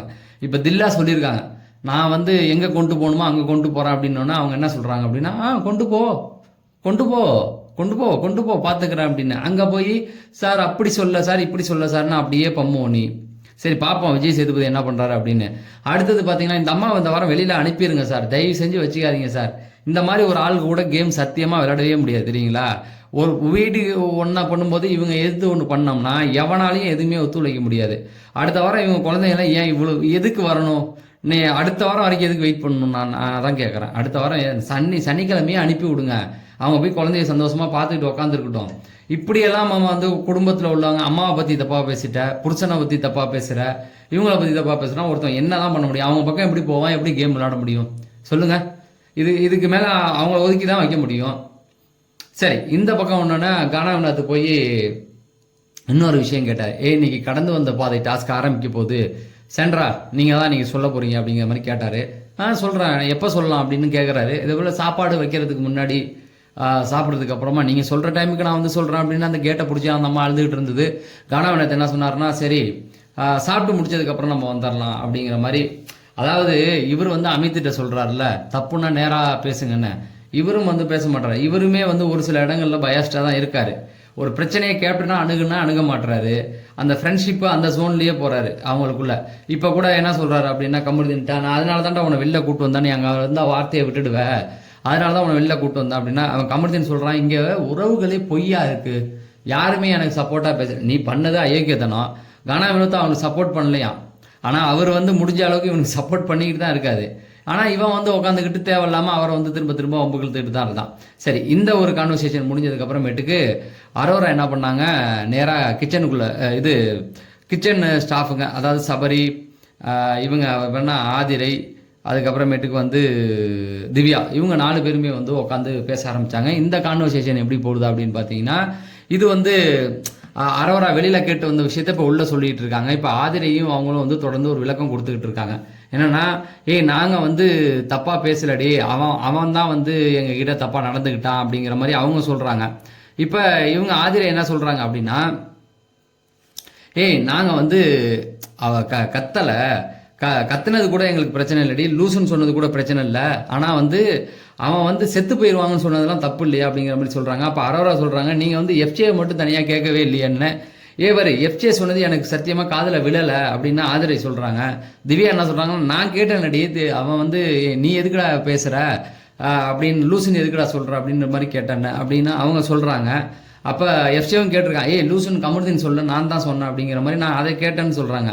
அப்போ உடனே இவங்க மாட்டிக்கிட்டாங்க. ஏன்னா அரோரா அங்கே போய் வெளியில் வந்து திவ்யா தப்புன்னு வேறு சொல்லிட்டு வந்தாங்களே. இப்போ உடனே மாட்டினதுக்கு ஒரு வசதியாக என்ன சொல்லிட்டாங்க அப்படின்னா, எனக்கு என்னென்னா அங்கேருந்து பார்க்கும்போது அவங்க பக்கம் நியாயமாக இருந்தது, இங்கேருந்து பார்க்கும்போது உங்கள் நியாயம் இதாக இருக்குது. அப்போ இவங்க திவ்யா சொன்னாங்க, நீங்கள் வந்து எஃப்ஜே வந்து நான் கேட்டேன், அது இல்லாமல் அவன் லூசுன்னு சொன்னது கூட தப்பு இல்லை, செத்து போயிடுவாங்கன்னு சொன்னதெல்லாம் தப்பு இல்லையா, என் குணாதிசயத்தை எப்படி மாற்றிக்க முடியும் அப்படின்னும் போது அதுதான் அப்படின்னு. அதுக்கப்புறம் அரோரா சொன்னாங்க, நீங்கள் வந்து கமருதீன் அப்படிங்கிறதுனால நீங்கள் வந்து இந்த பிரச்சனையை வந்து பெருசாக்கிட்டீங்க, ஒருவேளை கமருதீன் இல்லைன்னா பிரச்சனையை பெருசாகி இருக்க மாட்டீங்களேன்னும் போது, அந்த சண்டை நடந்து விஜய் சேதுபதியுடைய அந்த ரோஸ் இது முடிஞ்சதுக்கப்புறம் அடுத்த நாள் அவனுக்கு நான் தான் ஹெல்ப் பண்ணேன், இதெல்லாம் பண்ணுறதுக்கு நான் தான் ஹெல்ப் பண்ணேன், அவன்கிட்ட சாப்பிடும்போது கூட நல்லா பேசிக்கிட்டு இருக்கேன் அப்படின்னு போது சொன்னாங்க. ஆதிரையும் சொன்னாங்க, அதாவதுங்க எஃப்ஜே கேட்காதது நான் வந்து எனக்கு காதில் விழல, அதுக்கப்புறம் கிச்சனில் வச்சு கூட நான் வந்து அவன்கிட்ட கேட்டுட்டேன். ஆனால் டோனுன்னு இருக்குல்ல, எஃப்ஜே வந்து சொன்ன டோனு எப்படின்னா, லூஸு அப்படிங்கிற மாதிரி சொன்னால், கமருதீன் சொன்னது வந்து இல்லை லூஸ் தனமாக பண்ணிகிட்டு இருக்க அப்படிங்கிற மாதிரி சொன்னாங்க. இதில் எது வந்து நான் கேட்க முடியும் அப்படின்ற மாதிரி சொன்னாங்க. உண்மைதான், எஃப்ஜே வந்து செல்லமாக கூப்பிட்ற மாதிரி அவன் அதட்டி கூப்பிட்டுருக்கான். அதை வந்து அவங்க அட்ரஸ் பண்ணி சொன்னோன்னா அரோரா உடனே சுதாரிச்சிட்டாங்க, ஆகா இந்த பிரச்சனை நம்ம மாட்டிக்குவோம் அப்படின்னு. அதான் நீங்கள் வந்து அவங்க மேலேயும் கொஞ்சம் நியாயம் இருக்குது, உங்கள் மேலேயும் நியாயம் இருக்குமுன்னா, சபரி வந்து ஒரே விஷயத்த சொல்லிட்டான், திவ்யாவும் அவன் பக்கம் கொஞ்சம் நியாயம் இருக்குது, நீ வந்து அன்னைக்கு போய் அவன்கிட்ட பேசுனதெல்லாம் சண்டை முடிஞ்சு பேசுனதெல்லாம் எனக்கு தெரியும் அப்படிங்கிற மாதிரி சொல்லிட்டாங்க. ஆனால் திவ்யா வந்து விளக்கம் கொடுத்துட்டாங்க. ஆனால் அதான் சொல்கிறேன்ல, இந்த பிரச்சனையை பொறுத்த வரைக்கும் அந்த இதை வந்து கமருதீன் வந்து கொஞ்சம் அவன் பண்ண 10 பேர் சும்மா இருக்கும்போது நீ எதுக்கு கேட்ட அந்த வார்த்தையா, நீ அமைதியாக இருந்திருந்தாவே அந்த கான்வர்சேஷன் போயிருக்கும். பட் இதான் சொல்கிறேன்ல, சாண்ட்ராவுக்கு நல்ல நேரம், அதனால வந்து இன்னைக்கு தப்பிச்சுக்கிட்டாங்க அப்படின்னு. இவங்களை வீட்டுக்குள்ளே இருக்கவனுக்கெல்லாம் கானாவினத்துக்கெல்லாம் என்ன காண்டுனா, இந்த பிரச்சனை போயிடுச்சு எப்படி விட்டாங்க அப்படிங்கிற மாதிரி தான் போயிடுச்சு. அதாவது அவங்கள வந்து பேசி இன்னைக்கு வந்து ஒரு வழிக்கு கொண்டு வந்துடலான்னு அவங்க நினைச்சானுங்க, அது முடியாமல் போச்சு. சரி, சாண்ட்ராவுக்கு என்னை பொறுத்த வரைக்கும் ஒரு நல்ல நேரம் இருக்கு இல்லையா, அதனால அவங்க தப்பிச்சுக்கிட்டாங்க அப்படிங்கிறது தான். கான்வர்சேஷன் வந்து போயிட்டு இருக்கும்போது அமித் வந்து பசிக்குது அப்படின்னு சொல்லி சாப்பாடு கேட்க, அதுக்கப்புறம் பார்வதி வந்து கேட்க, இவங்க வந்து சரி சரி சாப்பாடு போட்டு கொடுங்க அப்படிங்கிற மாதிரி சொல்லிவிட்டாங்க. இது அங்கே ஒரு பிரச்சனையை கிளம்பிருச்சு. அவ எப்படி அதை சொல்லலாம், என்ன சாப்பாடு போட்டு கொடுன்னு எப்படி அதிகாரத்தோட சொல்லலாம் அப்படிங்கிற மாதிரி கிளப்பி விட்டாங்க. அதாவது இந்த பிரச்சனை எங்க அடுத்தனா அடுத்த அடுத்த அடுத்த ரேஞ்சுக்கு போகுது. அதாவது திவ்யாவை வந்து ஒரு டார்கெட் பண்ற மாதிரி கொண்டு போறாங்க. இப்ப திவ்யா வந்து என்ன சொல்றாங்கன்னா, ஆதிரை என்ன சொல்றாங்கன்னா, நீ உன்னுடைய டோன் வந்து தப்பு, நீ வந்து அதை அப்படி பேசியிருக்க கூடாது அப்படிங்கிற மாதிரி சொல்றாங்க. சுபிக்ஷாவை வந்து அதை எப்படி நீங்க சொல்லலாம் அப்படிங்கிற மாதிரி கிளம்பிட்டாங்க. அதாவது திவ்யாவுக்கு தொடர்ந்து பிரச்சனைகள் இருந்துகிட்டு இருக்கு. ஒருத்தன் வந்து ஒரு டார்கெட் பண்ணிக்கிட்டு இருக்கான், அங்கே பிரச்சனைகள் போகுது. இவன் வந்து கேட்டேன்னா அவங்க குரல் தான் நமக்கு தெரியுமே, கொஞ்சம் ஹாஸாக தான் சொல்லுவாங்க. போய் போட்டு கொடுங்க அப்படிங்கிற மாதிரி வார்த்தையை விட்டுட்டாங்க. போட்டுக்கன்னு சொல்லலை, போட்டு கொடுங்க அப்படிங்கிற மாதிரி சொல்லிட்டாங்க. ஸோ இப்போ வந்து அவங்க ஆதிரேட்டை சொன்னாங்களே ஏதோ ஒன்று சம்திங். ஆனால் இப்போ பார்வதி அதை எப்படி எடுத்துட்டாங்க, அவங்க எப்படி அதை சொல்லலாம், அவங்க வந்து அவங்க வீட்டு காசுல எனக்கு சோறு போடுறாங்க அப்படின்னு. அதாவது கிச்சன் டீமில் 1000 பேர் இருக்கும்போது நீ ஏன் திவ்யாட்ட போய் கேட்ட? ஃபர்ஸ்ட் ஆஃப் ஆல் உனக்கு வந்து அவங்க கூட பிரச்சனை இருக்குது, அவங்க பிரச்சனை பண்ணுவாங்கன்னு தெரியும், நீ ஏன் போய் கேட்ட? சுபிக்ஷாட்ட கேட்டிருக்கலாமே. ஏன் நீ கேட்டன்னா பிரச்சனைக்காக தான், பிரச்சனை பண்ணுறதுக்காக தான் நீ போகிற. சரி, அதை என்னை பொறுத்த வரைக்கும் அவங்க திவ்யா மேலேயும் தப்பு இருக்குது. அவங்க டோன் வந்து, ஏன்னா கிச்சனில் இருந்துக்கிட்டு அவங்க அந்த வார்த்தையை சொல்லியிருக்க கூடாது. அவங்க வந்து சொன்னோடனே அவங்க வந்து ஆதிரையும் வந்து நீ சொன்னது கொஞ்சம் ஹாஷாக தான் இருந்தது அப்படிங்கிற மாதிரி சொல்கிறாங்க. இவங்களும் சுபிக்ஷா நோண்டி நோண்டி ஆதிரைகிட்ட பேசிக்கிட்டு இருக்காங்க. நான் வந்து என்ன சொல்கிறேன்னா, இருமா நான் இங்கே பேசுகிறாங்க, நானும் கிச்சன் டீமில் தான் இருக்கேன், நானும் பேசுவேன், அது நான் எங்ககிட்ட பேசிக்கிட்டு இருக்கேன். இது பெரிய வெண்ண மாதிரி வந்து எல்லா இடத்துலையும் பேசிக்கிட்டு இருக்கோம். இதுக்கு ஒரு பிரச்சனை வந்தால் அப்படியே அழுதுட்டு உட்காந்து ட்ராமா பண்ணும். அவங்க சொன்னாங்க தான், ஓகே தான். அதுக்கப்புறமேட்டுக்கு இது ஒரு ட்ராமா பண்ணுச்சு. இது போயிட்டு கிச்சன் டீம் சார்பாக நான் வந்து மன்னிப்பு கேட்டுக்கிறேன் அப்படின்ட்டு யார்கிட்ட? பார்வதிகிட்ட. அதெல்லாம் ஒன்றும் இல்லைம்மா, அவள் அப்படி தான் பேசுகிறா, பார்த்துக்கலாம். இது பார்வதிக்கு வந்து இவங்களும் நல்லா பேசிக்கலாம். சுபிக்ஷாவும் உன்னை பார்வதி என்ன கிழிச்சிருக்கு, நீ பார்வதிக்கு என்ன அடி அடிச்சிருக்க, இதெல்லாம் நாங்கள் பார்த்துக்கிட்டு தான் இருக்கிறோம். இருந்தாலும் வந்து அமிதா அவங்களும் வந்து உட்காந்து பேசிக்கிட்டு இருந்தாங்க. இதில் என்ன அப்படின்னா, தொடர்ந்து ட்ரிகர் பண்ணிக்கிட்டே இருக்காங்க. நான் வந்து திவ்யாவுக்கு முட்டு கொடுக்கல, அவங்க மேலே தப்பு இருக்குதான். ஒருத்தவங்க கிட்ட பிரச்சனை வந்து 3வது பிரச்சனை சந்திச்சுக்கிட்டு இருக்காங்க. இந்த பக்கம் அரோரா போட்டு வெளுத்து வாங்குறாங்க, அந்த பக்கம் கமருதீன் போட்டு வெளுத்து வாங்கிட்டான். இவ்வளோ பிரச்சனைகள் ஒரு இடத்துல நடக்கும்போது ஏன் நீங்கள் போய் அவங்க கிட்ட சாப்பாடு கேட்டீங்க? கிச்சன் டீமில் அவங்க தான் இருக்காங்களா? அவங்க தொடர்ந்து சண்டை போட்டுட்டு இருக்காங்கன்னு உனக்கு நல்லா தெரிஞ்சதுக்கப்புறம் அது ஏன் நீ போய் கேட்குற? அது கேட்க தேவை கிடையாது இல்லை. உண்மையாகவே பாருங்களேன், பிரச்சனை எங்கே ஆரம்பிச்சது அப்படின்னு பார்த்தீங்கன்னா, சாண்ட்ராவுக்கும் கனிக்கும் ஆரம்பித்த பிரச்சனை இல்லை. இந்த கமநாட்டி இவரக்காம பாருங்க, கமருதீன், அவன் வந்து அவன் சொந்த பிரச்சனையை இழுத்து அந்த பாவம் திவ்யாவை போட்டு ஒரு இடத்துக்கு கொண்டு போயிட்டான். போட்டு வீட்டில் உள்ளவன் எல்லாம் திவ்யாவை போட்டு வெளுத்து வாங்கிட்டு இருக்காங்க. சரி, இப்போ என்ன ஆச்சு அப்படின்னு பார்த்தீங்கன்னா, இந்த பிரச்சனை அப்படியே வந்து கொஞ்சம் பெருசாக போச்சு. பார்வதி கொஞ்சம் ஊதி பெருசாகிட்டு இருந்தாங்க. அவள் எப்படி அதை பேசலாம் அப்படிங்கிற மாதிரி பேசிக்கிட்டு, அவளை வரட்டும், பெஸ்ட்டு ஒஸ்ட்டு வரட்டும், பார்த்து அடித்து நிமித்திக்கிறேன் அப்படின்ற மாதிரி சொல்லிகிட்டு இருந்தா. அந்த பக்கம் வந்து கிச்சனில் சுபிக்ஷாவுக்கும் இவங்களுக்கும் ஒரு கிளாஷ் மாதிரி போச்சு. திவ்யாவுக்கும் விக்கல்ஸ் வந்து கூப்பிட்டு நிறுத்தி, இல்லை அதெல்லாம் பேசாத அப்படிங்கிற மாதிரி ஏதோ சொல்லிட்டாப்புல. அதுக்கப்புறமேட்டுக்கு வந்து எல்லாருமே என்னென்னா, சுபிக்ஷா தான் வந்து கரெக்டாக பண்ணாங்க, திவ்யா மேலே தப்பு அப்படிங்கிற மாதிரி ஒரு ப்ரொஜெக்ஷனை கொண்டு வந்துட்டாங்க. இதில் வந்து அதுக்கப்புறம் தான் ஆதிரை ஒன்று புரிஞ்சுக்கிட்டாங்க. அதாவது சாப்பாடு வந்து போட்டு கொடுன்னு தான் சொல்லியிருக்காங்க, நீ போய் போட்டுக்கன்னு சொல்லலை. ஆதிரை அதை வந்து தப்பாக புரிஞ்சுக்கிட்டாங்க. அதுக்கப்புறமேட்டுக்கு ஓகேடி விட்டுடு அப்படிங்கிற மாதிரி விட்டுட்டாங்க. அதுக்கப்புறமேட்டுக்கு இந்த பக்கம் என்னாச்சு அப்படின்னு பார்த்தீங்கன்னா, கானா வினோத், இவர் கமருதீன்லாம் இதெல்லாம் வந்து நின்றுக்கிட்டு அவங்கள கலாச்சி சிரிச்சுக்கிட்டு இருந்தாங்க. அவள் பாரு எல்லார்ட்டையும் பிரச்சனை பண்ணிகிட்டு இருக்கா, இது பண்ணிகிட்டு இருக்கா அப்படிங்கிற மாதிரிலாம் பேசிக்கிட்டு இருந்தாங்க. சுபிக்ஷா போடுன்னு போட்டா, சுபிக்ஷா தான் கரெக்டு அப்படின்னு கமருதீன் சொல்கிறாப்புல. நீ யார், எந்த மாதிரி நேரத்தில் என்னென்ன பேசுவேன், அதெல்லாம் எங்களுக்கு நல்லாவே தெரியும் அப்படிங்கிற மாதிரி தான் இருந்தது. சரி, இதுக்கப்புறமேட்டு கடந்து வந்த பாதை அப்படின்னு சொல்லி சாண்ட்ராவுடைய கதையை சொன்னானுங்க. இது பிக் பாஸாக சொன்னதா அப்படிங்கிறது தெரில, இவனுங்களாக தான் ரெடி பண்ணியிருக்கானுங்களோன்னு நினைக்கிறேன். நான் டீமாக ரெடி பண்ணி ஒரு இடத்துல போய் உட்காந்து பேச வைக்கிறாங்க. அவங்க கதையை சொல்கிறாங்க. அந்த கதை வந்து ரொம்ப கண்ணீர் மல்க வந்த ஒரு கதை தான். சைல்டுஹுட்டில் வந்து அவங்க பேரண்ட்ஸ் பிரிஞ்சது, அதுக்கப்புறம் அவங்க அப்பா இன்னொரு கல்யாணம் பண்ணிக்கிட்டது, அவங்க அம்மா அவங்கள விட்டுட்டு சுத்தமாக போயிட்டாங்க. அதுக்கப்புறமேட்டுக்கு அவங்க அப்பா இன்னொரு கல்யாணம் பண்ணோன்னே அவங்களுக்கு வந்து அவங்க வந்தவங்க வந்து சரியாக பார்த்துக்கல அப்படின்னு சொல்லி அவங்க அண்ணா வந்து தனியாக பிரிஞ்சு போயிட்டாப்புல. இவங்களும் வந்து ஒரு ஹாஸ்டலில் போய் தங்கியிருக்காங்க. ஹாஸ்டலில் ஒரு பிரச்சனை வந்து அங்கேருந்து ஹாஸ்டல்லேருந்து இவங்களை அனுப்பிட்டாங்களாம் சாண்ட்ராவை. அதுக்கப்புறமா இன்னொருத்தவங்க தெரிஞ்சவங்க யாரோ அவங்க வீட்டில் வச்சு வளர்த்துருக்காங்க. அதுக்கப்புறமேட்டுக்கு தான் வந்து ஒரு கட்டத்தில் அவங்க அண்ணன் வந்து இறந்துட்டாப்புல. அவங்க அண்ணன் இறந்த உடனே அவங்க அண்ணனுடைய கேர்ள் ஃப்ரெண்டும் வந்து உடனே சூசைட் பண்ணி இறந்துட்டாங்க. அவங்க அண்ணனுடைய அந்த சவத்தை வாங்குறதுக்கு கூட காசு இல்லாமல் அது கஷ்டப்பட்டது. அதுக்கப்புறம் பிரஜன் அவங்க லைஃப்பில் வந்தது. பிரஜன் அவங்க வீட்டுக்கு வந்ததுக்கப்புறமேட்டுக்கு அவங்களுடைய அப்பா அம்மாலாம் வந்து பிரஜனுடைய அப்பா அம்மா இவங்களை ஏற்றுக்காமல் அப்புறம் அவங்க பிரிஞ்சிட்டாங்க. அப்புறம் பிரிஞ்சதுக்கு அப்புறமேட்டுக்கு அவங்களுக்கு வந்து ஒரு தெரிஞ்சவங்க மூலியம் வெல்விஷர் வந்து இவங்களை பேசி தனி வீட்டில் இருக்க வச்சு அந்த தனி வீட்டுக்கு போனதுக்கப்புறம் அவங்க பிரஜனை வந்து அவங்க அப்பா அம்மாவுக்காக வாங்கின லோனை கட்டிக்கிட்டு அதுக்காக சீரியல் பண்ணியிருக்காங்க. இவ்வளோ நடந்ததுக்கு அப்புறமேட்டுக்கு பிரஜன் வந்து லாஸ்ட் இயர் என்ன பண்ணியிருக்காரா, ஏதோ ஒரு இடத்துல போய் யாருக்கோ செக்யூரிட்டி லோன் இதுக்கு கையெழுத்து போட்டு அவங்க கட்டாமல் போய் அது இவங்களுக்கு கேஸ் ஆகி அதுக்காக அவங்க வந்து திரும்பவும் போய் சம்பாதிக்க வேண்டிய அந்த கடனை கட்ட வேண்டிய சூழ்நிலையில் தள்ளப்பட்டு அதுக்கப்புறமேட்டுக்கு அவங்களுடைய பொண்ணு யாருக்கோ லவ் லெட்டர் கொடுத்துருக்கான் சின்ன வயசில். இது சின்ன பொண்ணு அவங்களுடைய அந்த பையனுடைய அம்மா வந்து இவங்களுக்கு வந்து ஹெல்ப் பண்ணி கொஞ்சம் அளவுக்கு ஹெல்ப் பண்ணி அதுலேருந்து மீள முடியல அப்படின்னும் போது ஒரு கட்டத்தில் எல்லாருமே ஹெல்ப் பண்ணி அதுலேருந்து அவங்களால மீள முடியல. பிரஜனுக்கும் பட வாய்ப்புகள் எதுவும் இல்லாதனால அப்படியே வந்திருக்காங்க. ஒரு படம் பண்ணியிருக்காரு. அந்த படம் அன்றைக்கி ஏதோ ஒரு பிரச்சனையாகி அது ரிலீஸ் ஆகாமல் போய் அதுக்கப்புறம் சின்ன தம்பிலாம் வந்திருக்கு. அதெல்லாம் வந்ததுக்கப்புறம் தான் இவர் போய் யாருக்கோ ஒரு செக்யூரிட்டி லோன் போட்டிருக்காரு. அதில் மாட்டிக்கிட்டாங்க போல். அதுக்கப்புறம் சூசைட் பண்ணிக்கலாம் அப்படின்னு சொல்லி ஃபேமிலியாக சேண்ட்ரா அவங்க பிரஜன் எல்லாம் முடிவெடுத்து அதில் அப்புறம் அது வேண்டாம் அப்படின்ற ஒரு இதுலேருந்து வெளில வந்து அதுக்கப்புறமேட்டுக்கு தான் இந்த டைமில் தான் பிக் பாஸ் வந்து அவங்களுக்கு வந்திருக்கு. அதுக்காக தான் இந்த போராட்டம் அப்படிங்கிற மாதிரி சொன்னாங்க. ரொம்ப கஷ்டமாக இருந்தது அவங்க கதையை கேட்க. கண்டிப்பாக நாளைக்கு அந்த எபிசோடில் 1 hour எபிசோடில் கண்டிப்பாக இதை போடுவாங்க. நீங்கள் அதை பார்த்தீங்கன்னாவே புரியும். அந்த அளவுக்கு ரொம்ப சோககரமான ஒரு லைஃப் தான் அவங்களுக்கு. இதில் கனியெல்லாம் வந்து ஒழுங்காக உட்காந்து கேட்டுக்கிட்டு இருந்தாங்க எல்லாருமே. இதில் திவ்யா கேட்டாங்க. ஆனால் வினோத் என்னன்னா பிரச்சனை ஒன்று தான், சவரி இவங்க 3 பேருமே வந்து ஒழுங்காக அந்த கதையை கேட்டாங்க. பாக்கியெல்லாம் தூங்குறானுங்க, சிரிக்கிறானுங்க. என்னடா நடந்து போச்சு, அந்த அம்மா உட்காந்து சோக கதையாக சொல்லிக்கிட்டு இருக்கு. நமக்கே ஒரு மாதிரி இருக்குது. அவங்க லைஃப்பில் நடந்ததெல்லாம் நிறையா அந்த அவங்க கூட இருந்தவங்களை வந்து ரைடில் வந்து அழைச்சிட்டு போனது இந்த மாதிரி நிறைய இருந்தது. அதெல்லாம் நான் பாதி விட்டுட்டேன். அந்த கதையை கேட்க நமக்கு இவனு எதுக்கு சிரிக்கிறாங்கன்னு தெரியல. அதுக்கப்புறம் அது முடிஞ்சு வந்ததுக்கப்புறமேட்டு அவங்களுக்கு நேராகவே சிரிச்சிருக்கானுங்க. அப்புறம் ரூமில் வந்து உட்காந்து பேசிக்கிட்டு தான் எனக்கு சிரிப்பு வந்துருச்சு அப்படின்னு அந்த அரோரா, ஆதிரை, கனி வந்து இவங்க தூங்குறத பார்த்து சிரிச்சதா சொன்னாங்க. அரோராலாம் பாதி வெளியில் போயிட்டாங்க, வாந்தி எடுக்கிறான் அப்படிங்கிற மாதிரி போயிட்டு. சரி என்ன இதில் சிரிப்பு வேண்டியது, நீயும் வந்து தனியாக வந்து போராடிக்கிட்டு இருக்க, அந்த கதையில் உனக்கு என்ன சிரிப்பு வேண்டி கிடக்கு. அப்புறமேட்டுக்கு அவங்க பேசியிருக்கும்போது பார்வதி உள்ளே வந்தோன்னே சபரி பிடிச்சி நிறுத்திட்டான். பார்வதி வந்திருக்கா பார்த்துக்கோ, போட்டு விட்ருவா அப்படின்ற மாதிரி சொன்னோன்னே அப்படியே நிறுத்திக்கிட்டாங்க.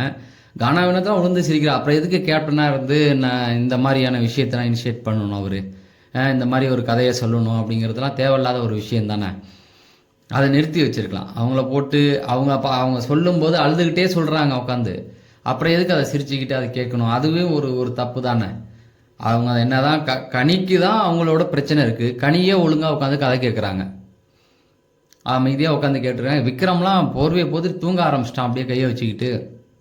அது வந்து ஒரு நல்ல ஒரு எப்படி சொல்கிறது, இது ஒரு நல்ல பழக்கமே கிடையாது. ஒருத்தவங்கள பேச விடக்கூடாது. அவங்க லைஃப்பில் உள்ள அந்த சோகத்தை சொல்லும் பொழுது எனக்கே அவங்கள பிடிக்காது. இது வரைக்கும் நம்ம சேனலில் ஒரு வீடியோ கூட அவங்கள புகழ்ந்து பேசுனதில்லை.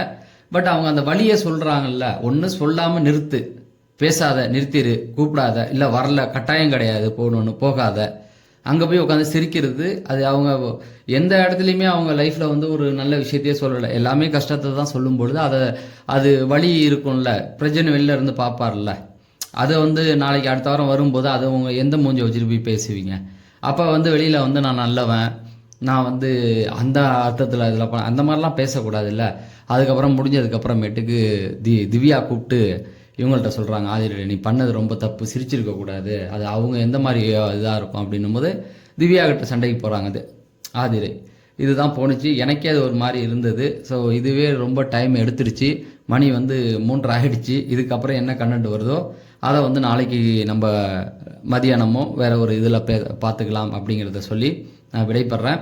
அதுக்கு முன்னாடி மக்களே, நம்மளுடைய புது சேனல் இன்னொரு சேனல் ஒன்று இருக்குது. அதை வந்து இப்போ இந்த வீடியோடைய எண்டில் வரும். அதில் போட்டிருக்க ஒரு வீடியோ கொடுக்குறேன். அந்த சேனலுக்குள்ளே போய் பாருங்கள். அதில் என்னென்ன மாற்றங்கள் செய்யலாம், அதில் மிஸ்ட்ரி அப்புறமேட்டுக்கு வரலாறு இந்த மாதிரியான விஷயங்கள் தான் போட்டிருக்கேன். அதை பார்த்து உங்களுடைய ஆதரவை கொடுங்க. அங்கே போய் கமெண்ட் செக்ஷனில் சொல்லுங்கள் என்ன அதில் மாற்றலாம், இல்லை இதுவே தொடரலாமா, இல்லை வேறு ஒரு இதாக மாற்றிக்கலாமா அப்படிங்கிறத சொல்லுங்கள். நம்ம அடுத்தடுத்து ஃபர்தராக பண்ணலாம் அப்படிங்கிறத சொல்லி நான் விடைபெறேன். நன்றி, வணக்கம்.